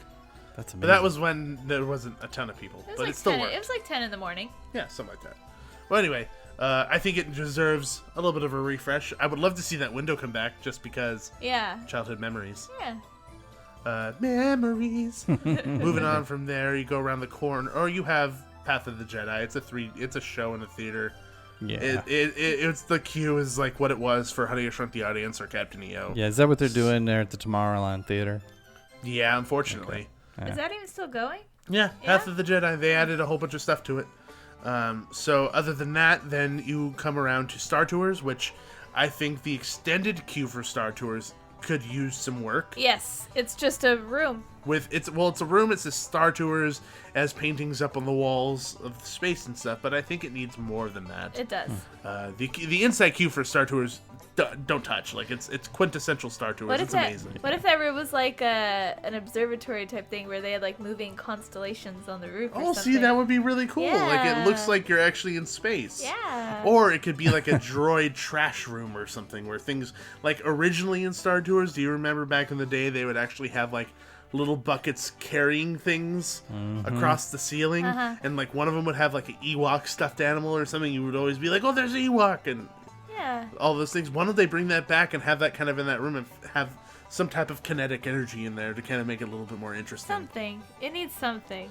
Yeah, so something like that. Then you have Buzz Lightyear's Astro Blasters, which honestly, it's the same thing as Magic Kingdom. It needs some TLC, some love. It needs something interactive. Yeah. But then again, like most of California's attractions, it's half outdoors. Yeah. There's just no room. Most of the room for that attraction was taken up by the actual attraction itself. because it used to be Circle Vision 3D or Circle Vision Theater, and then it was Rocket Rods, and now it's this, and the actual attraction takes up so much space that there's no room for a queue anymore. So most of it is outside, and if you're lucky, when I say lucky, I mean very sarcastically lucky, it'll go into Pixie Hollow. Yeah. So, other than that, and then you have the Astro Orbiter right there, dead center, causing a problem. Which is Worst queue in the park. Yeah, I would say that's probably the worst one. Definitely the worst one. There's nothing to it. I mean, you're boxed in between crying kids and strollers. Yeah. That's it. Right. Stroller It's land. God's cruel joke on us. But yeah, that's pretty much all the queues that I could think of in Disneyland itself. All the major ones that we kind of went across. Did we miss anything? Joey, do you think we missed anything? No, I think you covered it all. Okay, Yeah. so you said that in Walt Disney World, do you think Jungle Cruise is probably the one that needs the most TLC? What about over at Disneyland Park? Oh, man. That's a lot harder. There's so many. There's I a would lot say- that need it, but there's not a lot of room to Just do it, shade which the is entire problem. park. Are we talking? Yeah. Can we just get one gigantic umbrella? They actually have this thing they're going to do for the Oh, next World Cup or whatever. It's going to be Block out the sun. Yeah, they're creating. So picture a drone. Now picture one that's as big as a soccer field. It's actually like 100 drones, but draped in between all of them is a shade and floats. That sounds- 1,000 feet in the air and covers the soccer field. And as That's the sun one- moves, That's one step away from holding a gun. It's too scary for me. That sounds like catastrophic. Like, I don't know. Catastrophic shade accident. Especially with 60,000 people were suffocated today when a drone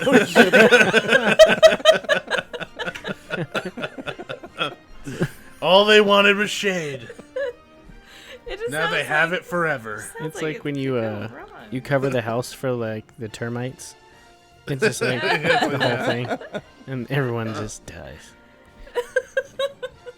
You're killing Nikki, by the way. She's like all red.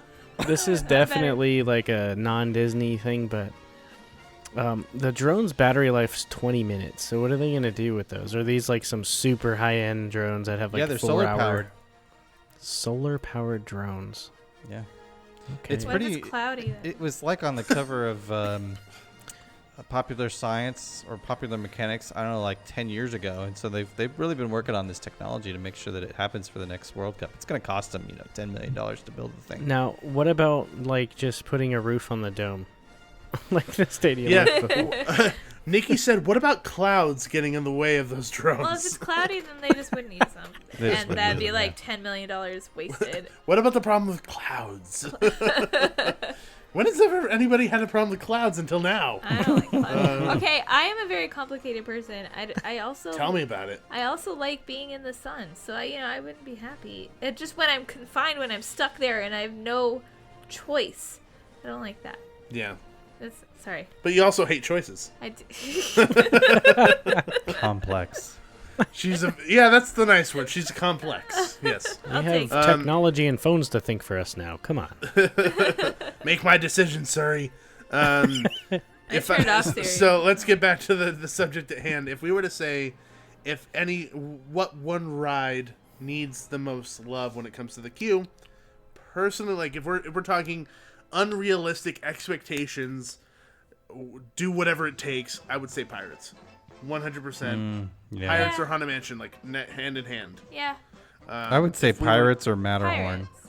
Yeah, Pirates of Matterhorn. Yeah, if we're talking about realistic expectations within the confines of what Disneyland is, and not wanting to ruin the atmosphere, not wanting to ruin the space that there is and cause problems, I would either say Jungle Cruise, because I feel the same way that I do about Magic Kingdoms, or Haunted Mansion, just simply based on the fact that it is such a classic that you want a line that lives up to what the actual ride is. And I would say Pirates and Space Mountain.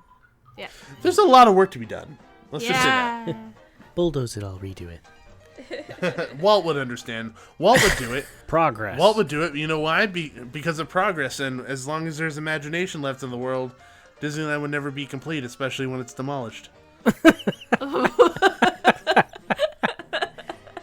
And let the hate mail scene. begin. I don't think that's quite what he said. Scene. I'm pretty sure that was an exact line. They just kind of chopped it off, and people don't know that the end of that line is actually an ellipses. And after the ellipses is after Disneyland is demolished, and people just don't know that part.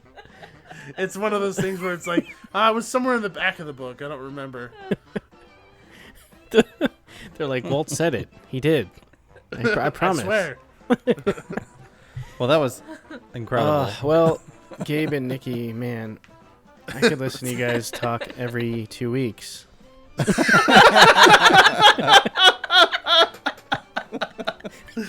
Well, I can tell you, you can.